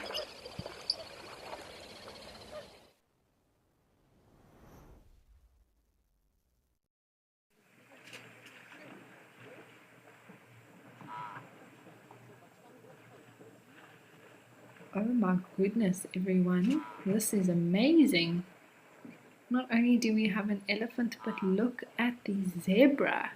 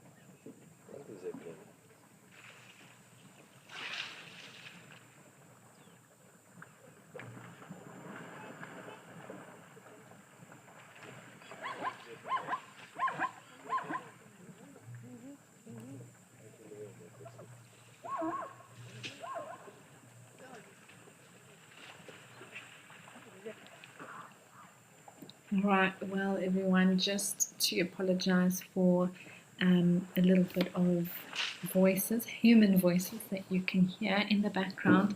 I have mentioned this before, but if there are any viewers that are perhaps just tuning in and joining us for the first time, often these waterholes that we have views of are located at camps where there are guests, and they do also come and look at the waterholes, and sometimes we do pick up a little bit of noise from them, so we do just want to explain that, but also apologize for that. But how incredible is this scene? I don't think I've ever seen as many zebra at Okukuyo before, honestly. They just keep coming as well from the background. You can see them all approaching slowly. And then this beautiful elephant that's come down to just have a bit of a splash, cooling itself down from the heat.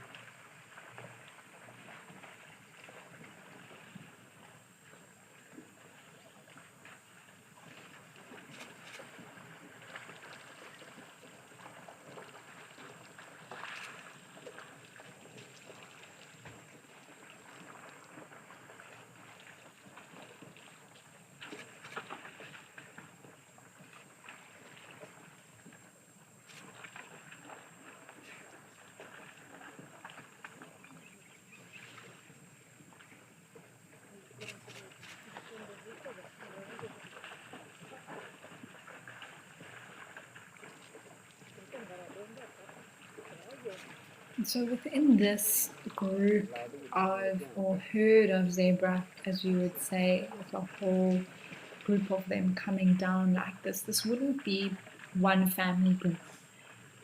Within such a large group of zebra like this, we would have different, what we would call harems, stallions, male zebras with their females and youngsters.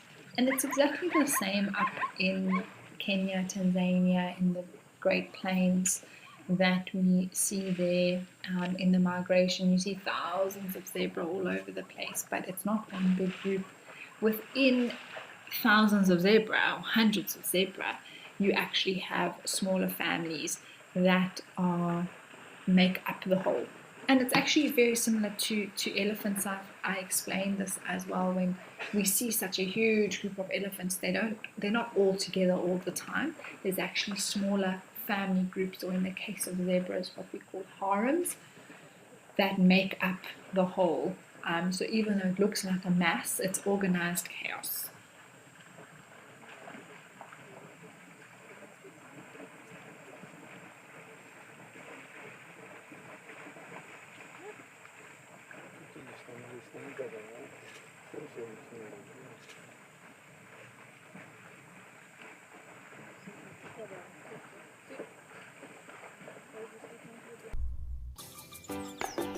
Wild babies, little bits of heaven sent down to earth to stumble and tumble their way into our hearts. Join us as we celebrate and find as many wild babies as we can on Safari Live. Vote for who you think is the most adorable. Prepare your hearts for a cuteness overload. WildEarth, it's in your nature.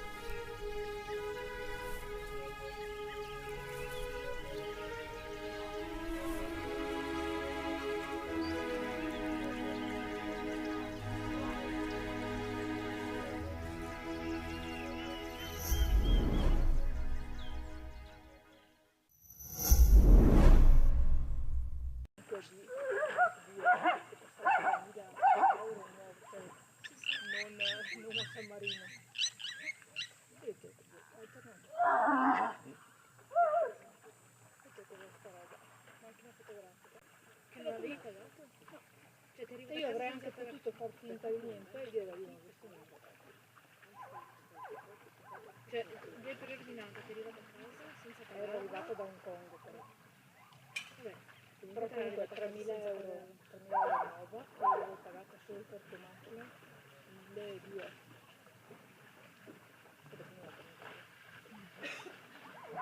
Mi serve da fare con tutti gli obiettivi e tutto. È andato dietro là nell'angolo. Non lascia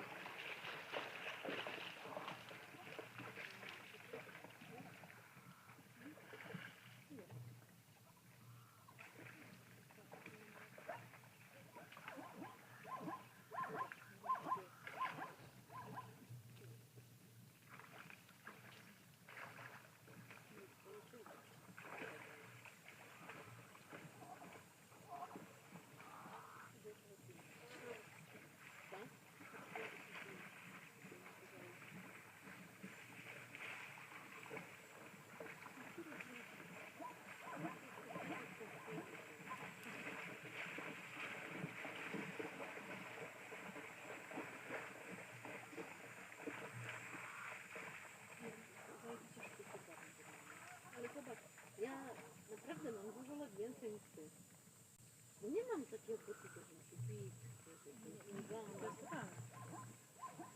ja jak od razu myślę, że mi się nie chce pić, to coś tam spokojnie, to ja to albo w ogóle tam.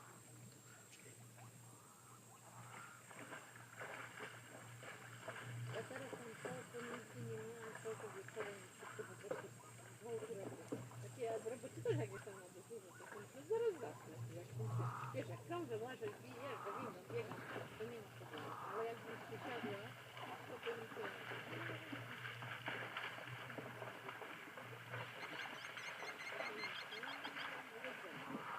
Najgorsze to są te, jak się zamówię, zlecenia robię i no nie, kurwa, strzałki czy coś nowego napisać. Nie, no. Mówię, na czym skończyliśmy?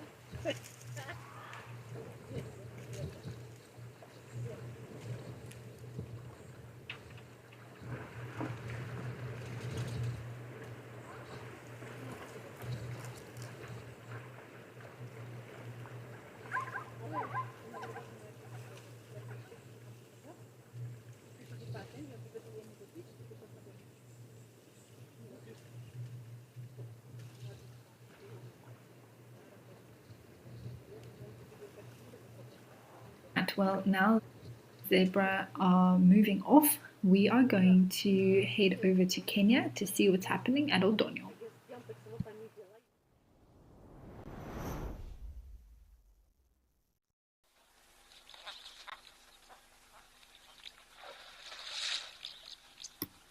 And here we have some giraffe, everyone, with a lot of oxpeckers on their neck, particularly the one on the left, and a zebra.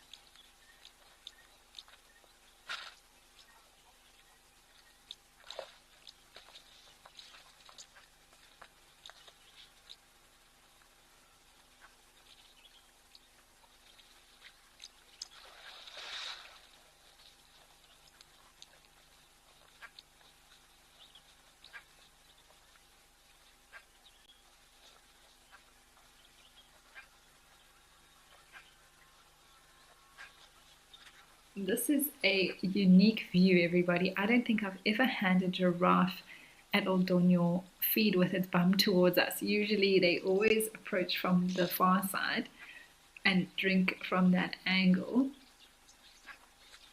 But here we are able to see a very unique view, to put it that way, of a giraffe drinking.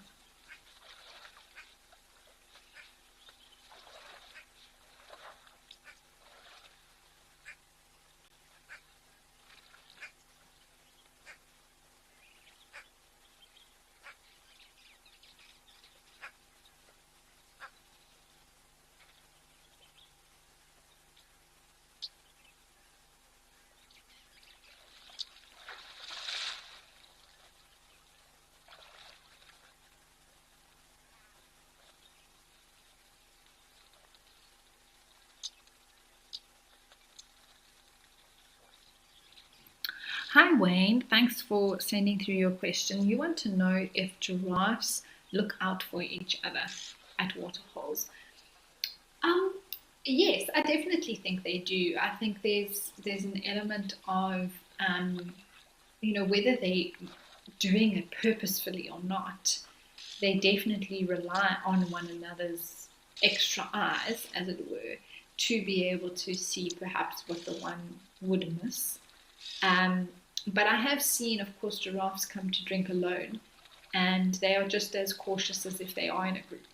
So they are just as hesitant and checking and back and forth. And I've had a good few chuckles of, even at this waterhole in particular, of giraffes really putting in all the effort to get down to the water and not even being able to take a sip, as they are so,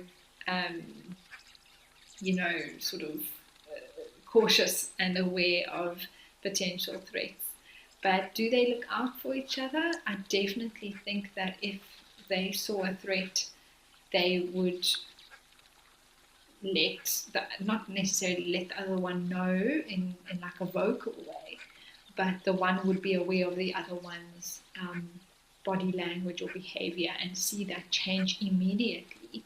And because they are such sensitive animals, that would immediately trigger a response in the other giraffe. And therefore, in that way, Wayne, I would say that they do look out for each other, but perhaps not in the way that we as humans like to put that term in, like we've got each other's back. But in a sense, they do have each other's back, but just maybe not as intently as we would sort of be watching for each other if we were approaching a waterhole. Say, okay, you go, I'm looking around now, and then the next one comes when you're, taking a break, sort of thing. So it's interesting to think about. But I think not only do giraffes watch each other's backs, but in general, the different types of animals that we get associating with one another, whether it's zebra and impala and giraffe, altogether, wildebeest as well, are constantly looking out for each other, if we want to put it that way. The one species, often actually with giraffe, because they are so tall, they can see a lot that the other animals can't, and therefore they do rely on reading their body language and their behavior. They've learned to interpret as well what certain animals do to make known that there's a potential threat, which is remarkable actually. So it's very interesting to, when we get into animal behavior, interspecies as well, not just intraspecies, to be able to understand and read into it. But thanks, Wayne, that's a great question.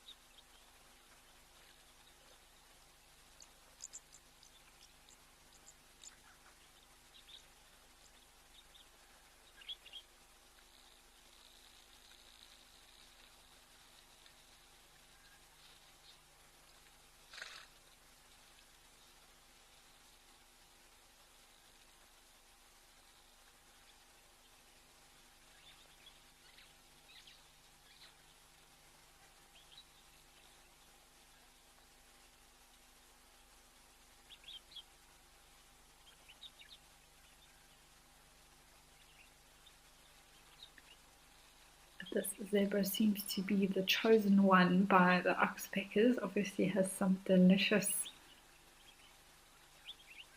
ticks on it that they are enjoying.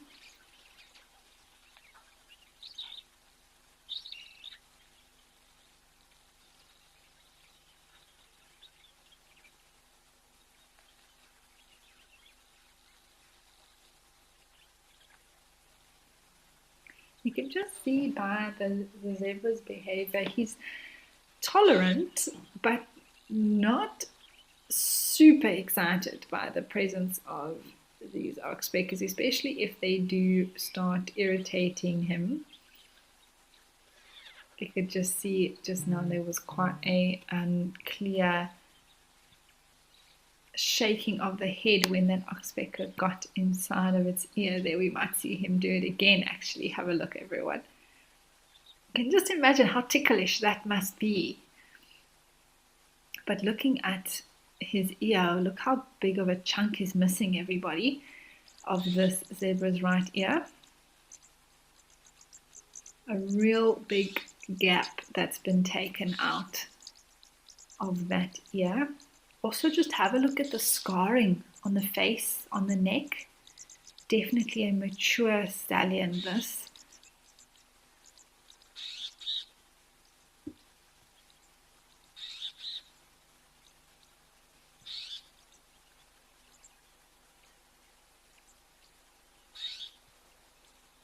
And you may be wondering, well, how did that happen? With zebras, they actually are quite aggressive, particularly the males. That injury on the ear would most likely actually be from another zebra. The stallions do have sometimes fierce battles over females, and they have very strong teeth which have a very sharp bite, and not only ears but things like tails as well. They can easily nip each other and cause injuries like this.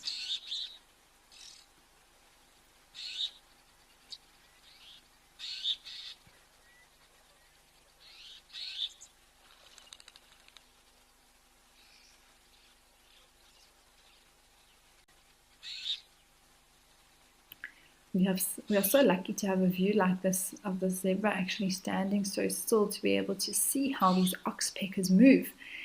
They have incredible adaptations to be able to cling onto the sides of animals like zebras.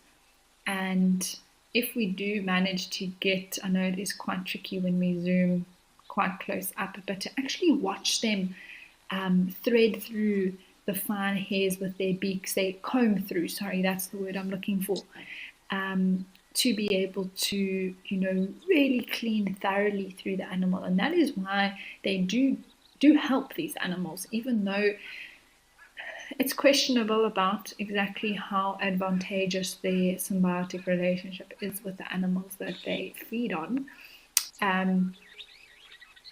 Well, sorry, that came out wrong.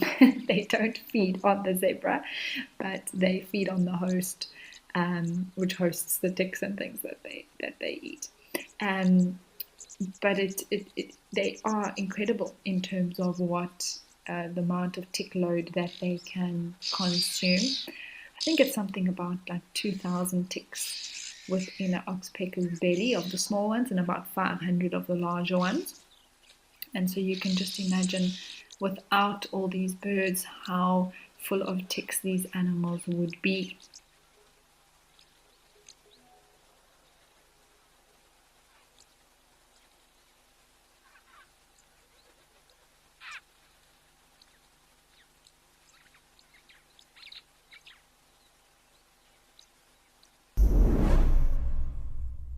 This immersive program will give you an in-depth understanding of the African bush in as little as 7 days. You'll be guided by expert trainers who will lead you through the various ecosystems of Africa and teach you essential bush skills. Join Eco Training's 7 or 14-day EcoQuest course and you will receive 500 Rand off whether you sign up locally or internationally using this promo code. Further your journey as a true bush enthusiast today.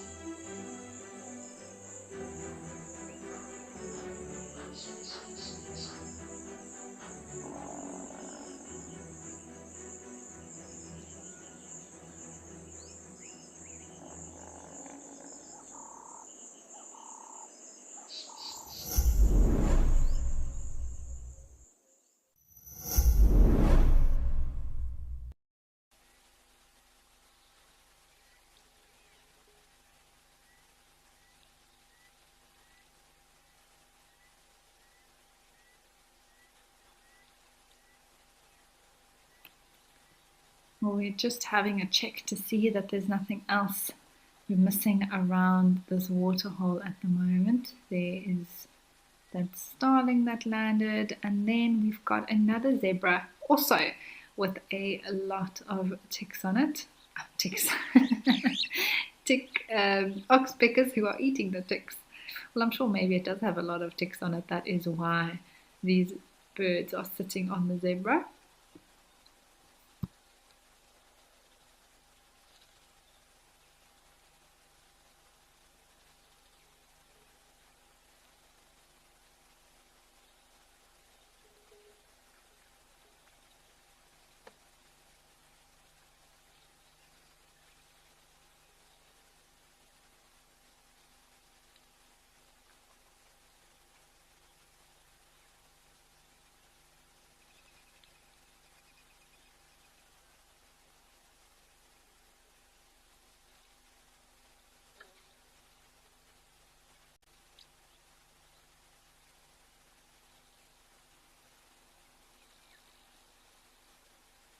But truly an incredible camera here from Africam that we're able to see such incredible detail on these cameras all the way across the continent, and really be able to feel like we're watching them and we're sitting there at Aldonyo Lodge seeing these birds. Now those oxpeckers would also come down to have a drink of water. And then we have a dove as well. So every now and again we see these birds, all shapes and sizes. There's an oxpecker now moving around and coming down towards the water.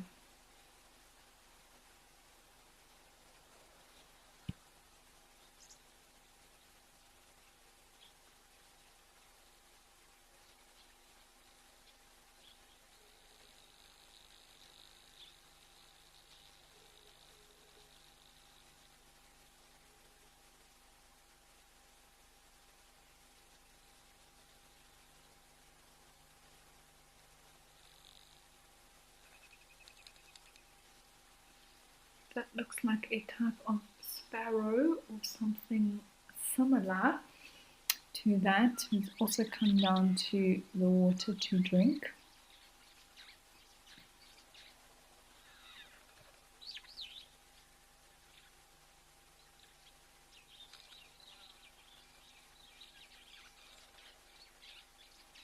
Oh wow, well there we have one. Oh, so quickly birding. Oh my word, everyone, to try and get it on camera. Thank you so much to our zoomies for really trying to get the birds on camera for us today, because it is not easy, especially with them moving all the time. Oh, there's that starling back.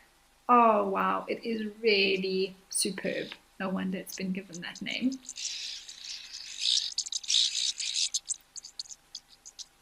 That beautiful rufous belly with a white streak, and then that typical starling colour on the back, that turquoisey blue iridescence. How magnificent are these birds, everyone?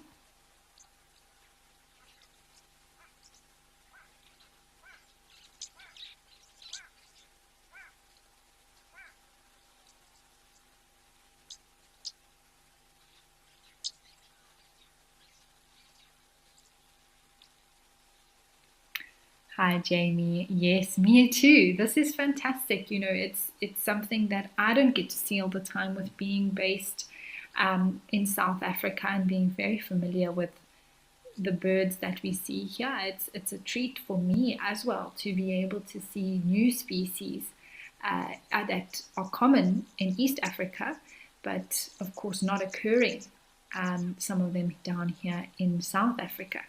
So these superb starlings are really superb.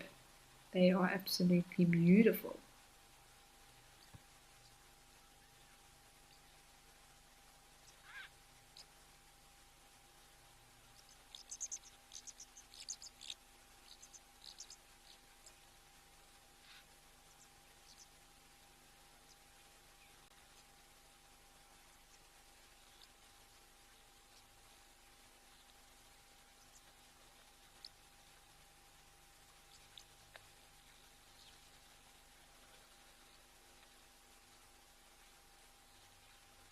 looks like these birds, the very white ones that we see on the side, are white-browed sparrow weavers.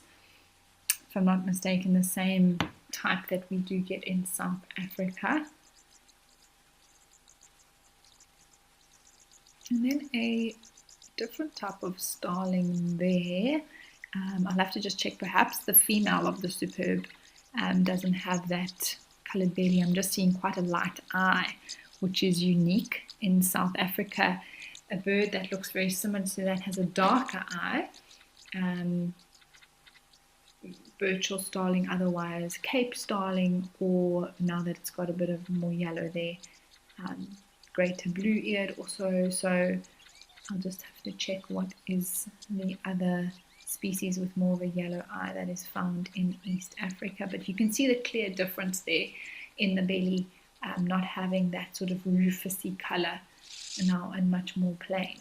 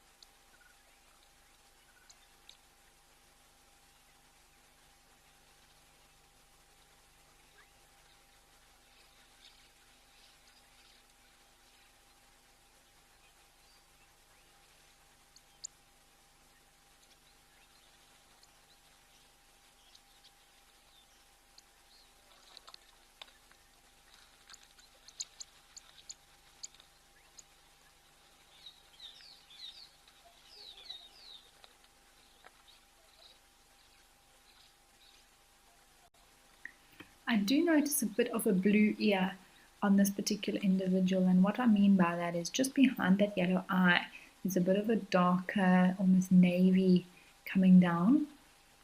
So I'm thinking that if it's not the greater blue-eared, then it's one that is a blue type of blue-eared starling that would occur here in East Africa.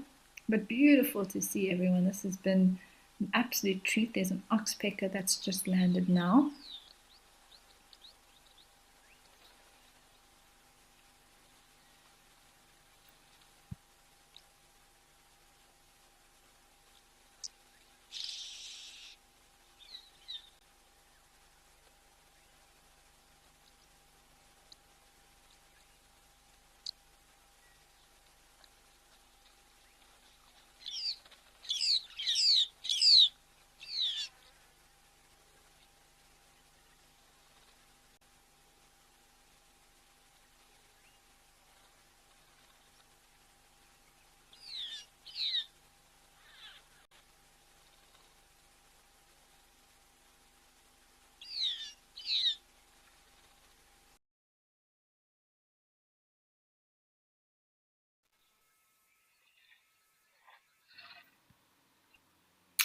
Alright everyone, apologies, we did lose the feed there, but we were lucky to spend so much time there in Kenya. That was fantastic with the birds. I'm so glad that everyone enjoyed that, and the scene with the zebras and the oxpeckers was just magical.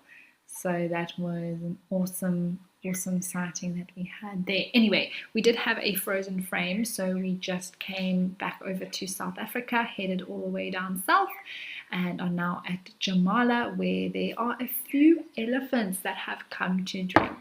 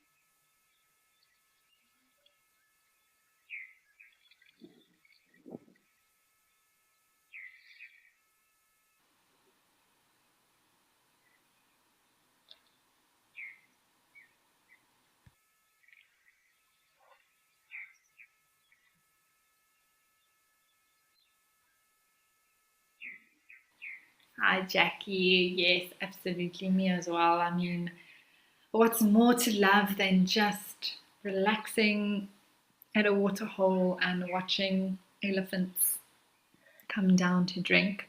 It is fantastic. They are amazing animals, definitely one of my favorites. And seeing them at a waterhole, there's just something very special about it. Always puts me at ease.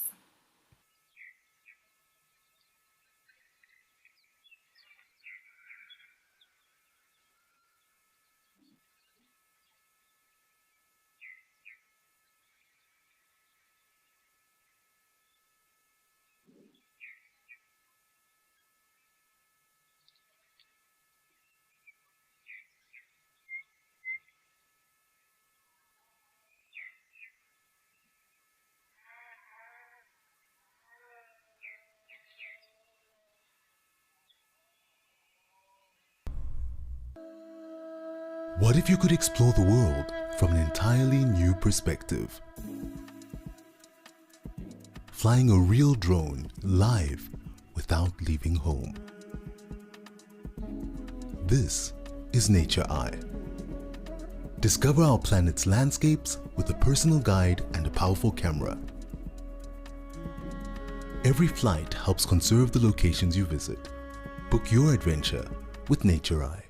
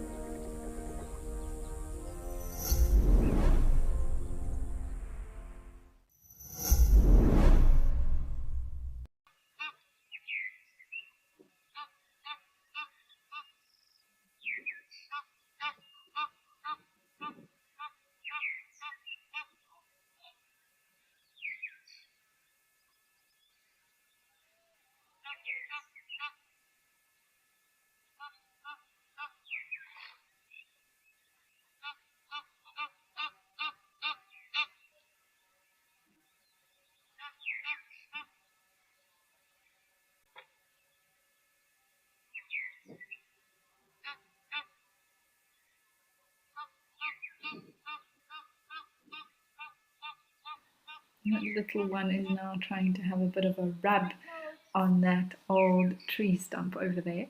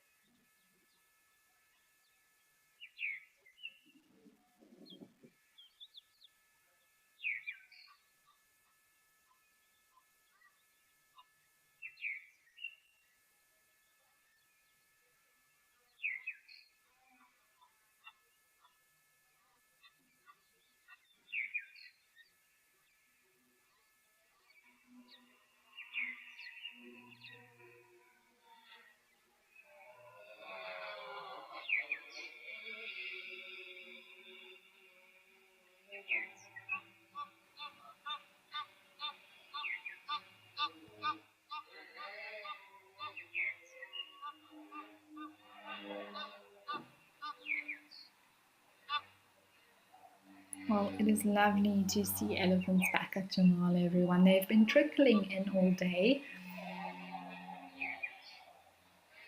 And so slowly but surely, I think maybe by tomorrow we may have quite a few more that are hanging out here.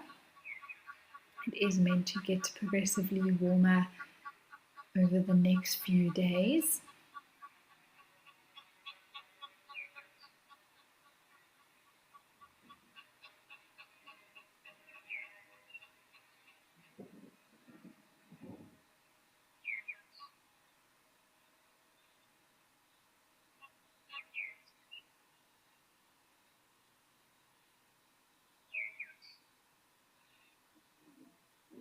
But a lot of little ones. Wow, I mean, in this group alone, it looks like 3 and 4 actually. There's one closest to us.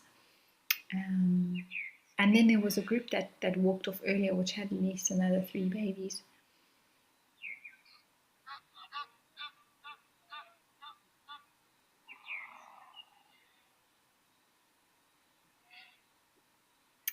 Okay, well, as these elephants are now moving off from the waterhole, let's head on over to Tau Lodge.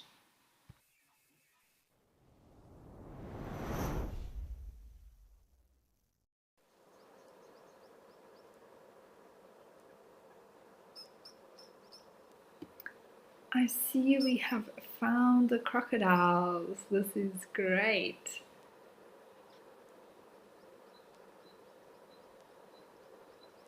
As well as some guinea fowl there in the background. They better not come too close. So again, I'm sure that these crocodiles are just, we won't even see a peep from them, doing as little as possible in this cooler weather.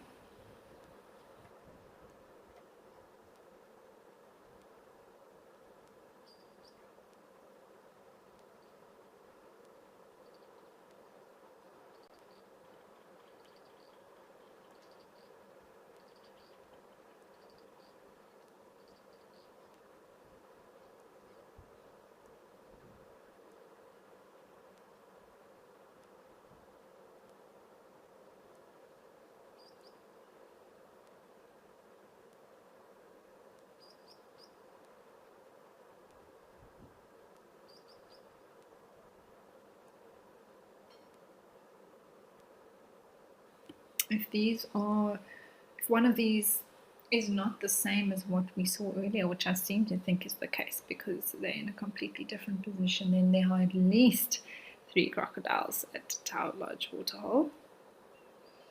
We usually only seen 2, so that means that there either is one that moved and has joined here, or it is rather a large waterhole and we aren't always able to see every single corner of it. So there very well could even be more crocs at this particular waterhole.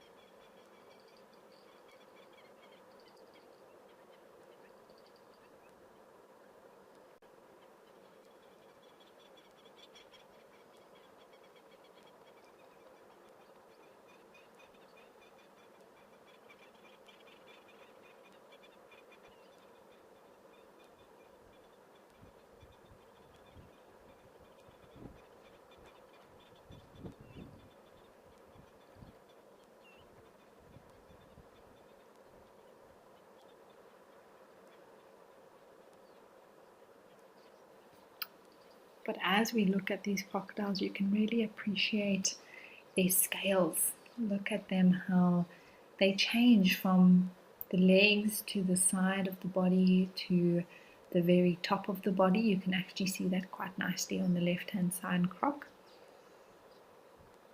And then, of course, the tail, perfectly adapted for swimming with those streamlined scales, allowing it to move silently through the water.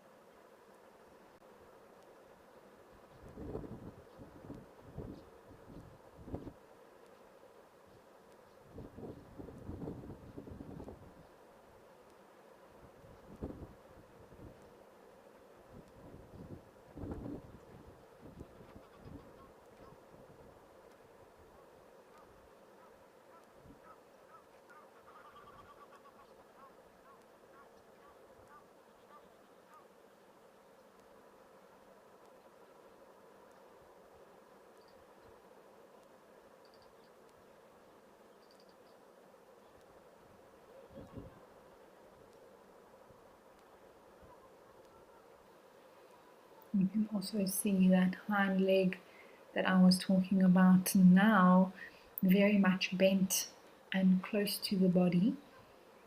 But when walking or needing to launch itself from the water, it extends quite far when it is straightened out and can propel the croc a fair distance forward, whether that be onto a fish or even something like an antelope or a wildebeest that may wander too close to the water.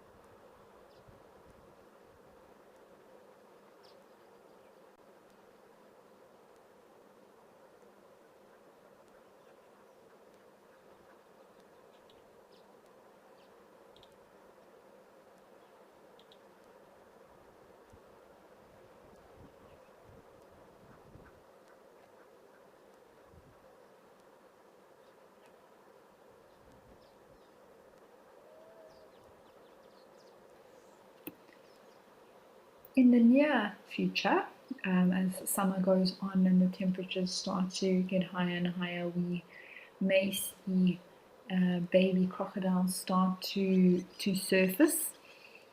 And crocodiles have an interesting, I suppose, an interesting way in which the sex of the baby crocodiles are determined. So what happens is that these crocodiles lay their eggs, of course, which is sort of going to be happening around this time. And then the hotter it is, the more, let's say about 34 degrees Celsius, and plus, the eggs will become male.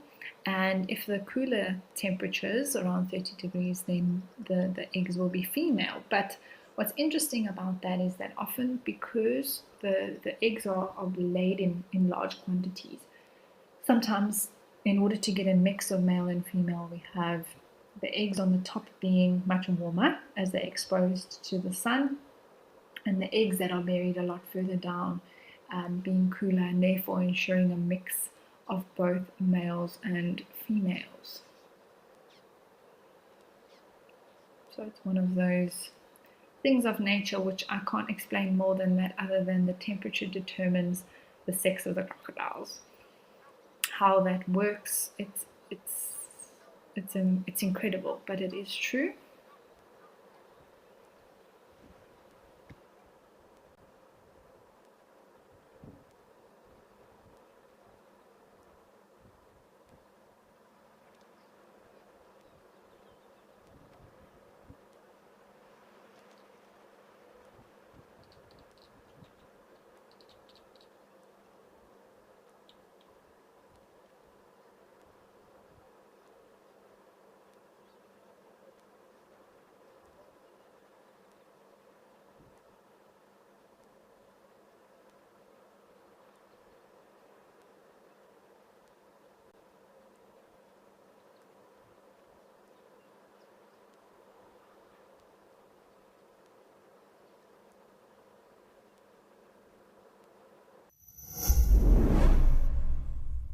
Eco Training's professional field guide course can make your dreams a reality.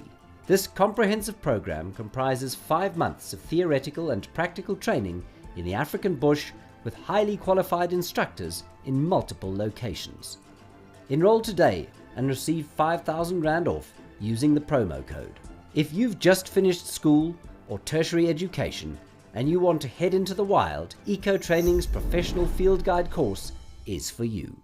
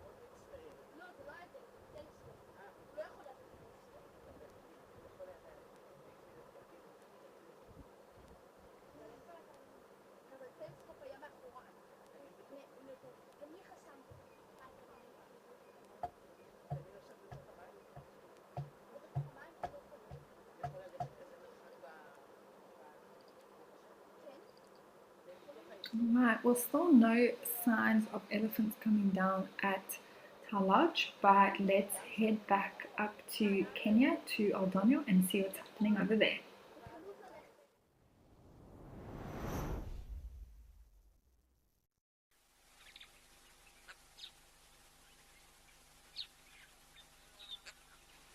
Oh wow, everybody, this is also a new bird for me.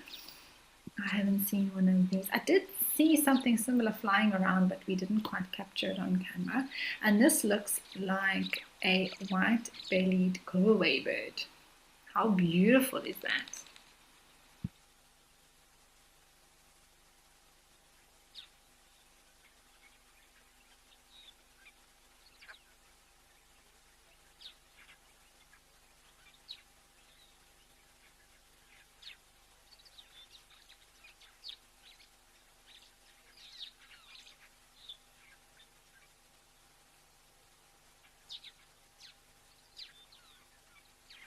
Right, well, we have crossed over to Eldonyo here, and there is a beautiful bird that's cautiously making its way closer and closer to the water. I'm not sure if it's just deciding if it's safe or choosing the right spot for it to come and get a drink. But it is a white-bellied go-away bird, another bird that we don't see in South Africa and is one that is found in East Africa. It does have a relative called the grey go-away bird, which is a very common bird in the eastern, sort of central, central eastern side, all the way from sort of the Kruger National Park area, across even being seen in some of the towns like Johannesburg in South Africa. The grey go-away bird, of course, as the name suggests, very plain, whereas this bird has got a lot going on. Beautiful face with very big long feathers on top of its head, very white belly as the name suggests, and some beautiful barring across the back.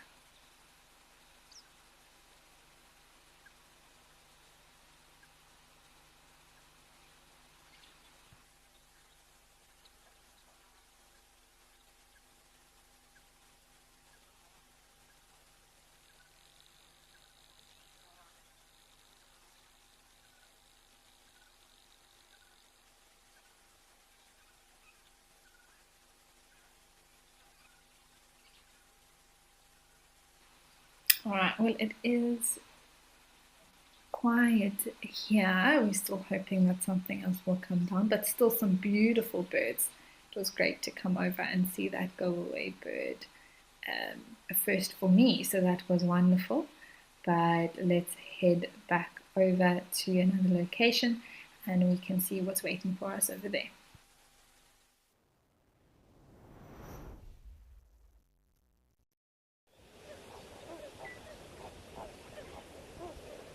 Alright, we are back at Compostam, and sure, the flamingos have arrived, everyone.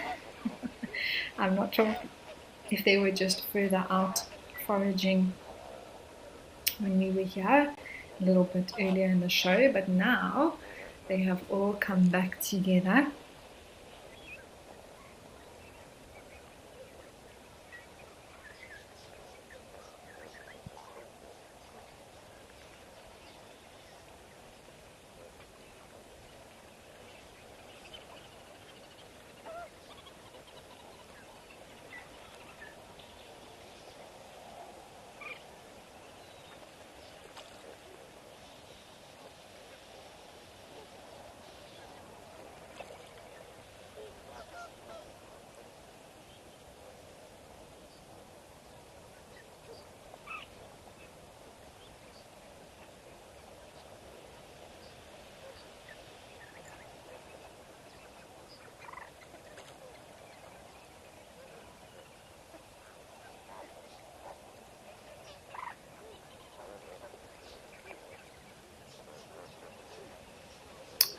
We do see other species of birds here at Compostam, which is always also a nice extra. Often the red-knobbed coots we see floating around, and there are also white-faced whistling ducks. I saw a pair of them earlier as well. And then of course the Egyptian goose, which is very much a part of the waterhole scene across Africa.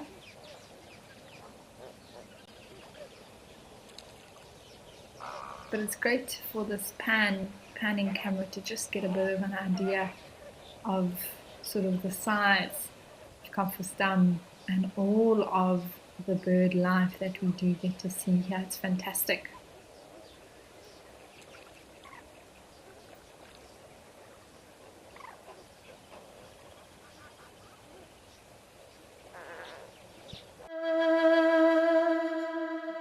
Welcome to Destination Safari's WildEarth travel show that showcases safari lodges. On today's episode, we are exploring Amakala's Bush Lodge. This is a luxury 5-star bush tented camp. Luxury suites look onto an open wildlife watering hole.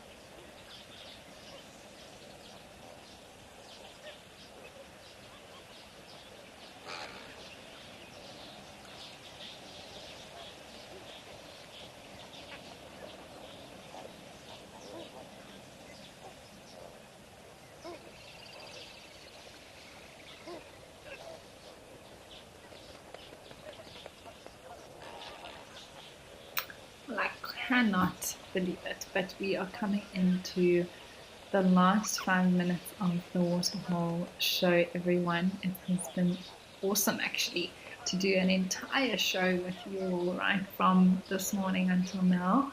And just a reminder that right after this, we will be going into the live sunset drive right here on WildEarth. So please do stay tuned wherever you are watching so that you can join us live on drive this afternoon.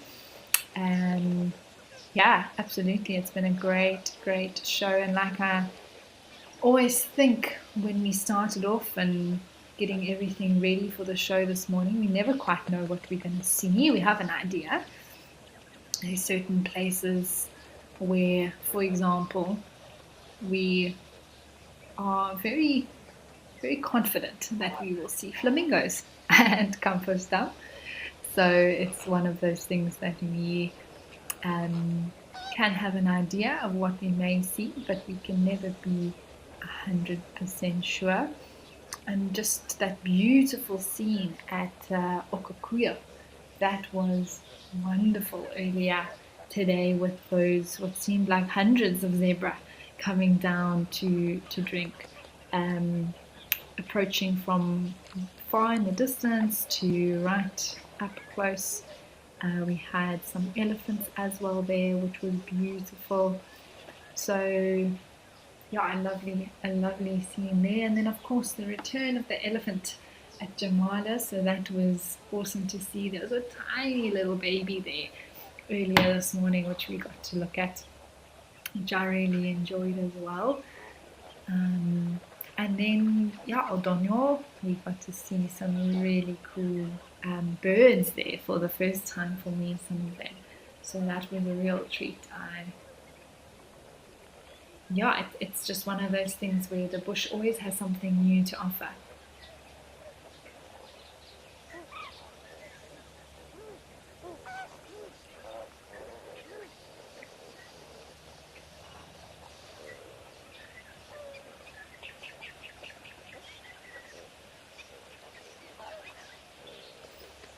Thank you, Michael. You are saying thanks for the show all the way from a very windy and rainy UK.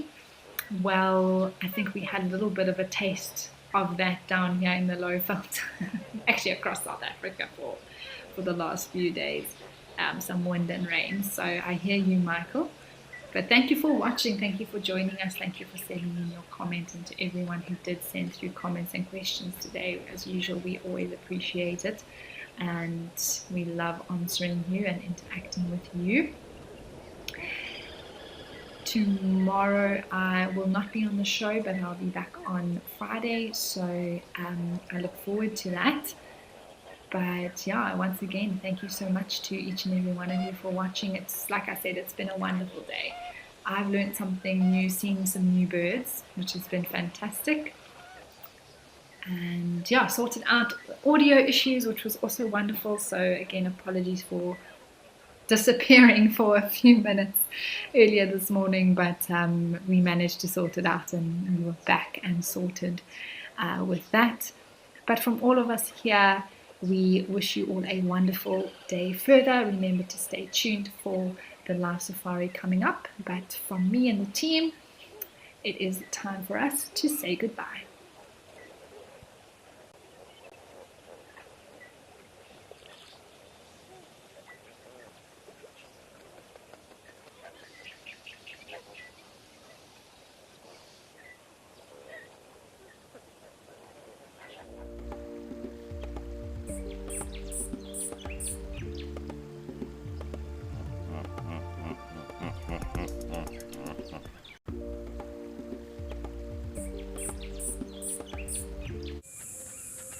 This program features live coverage of an African safari and may include animal kills and carcasses. Viewer discretion is advised.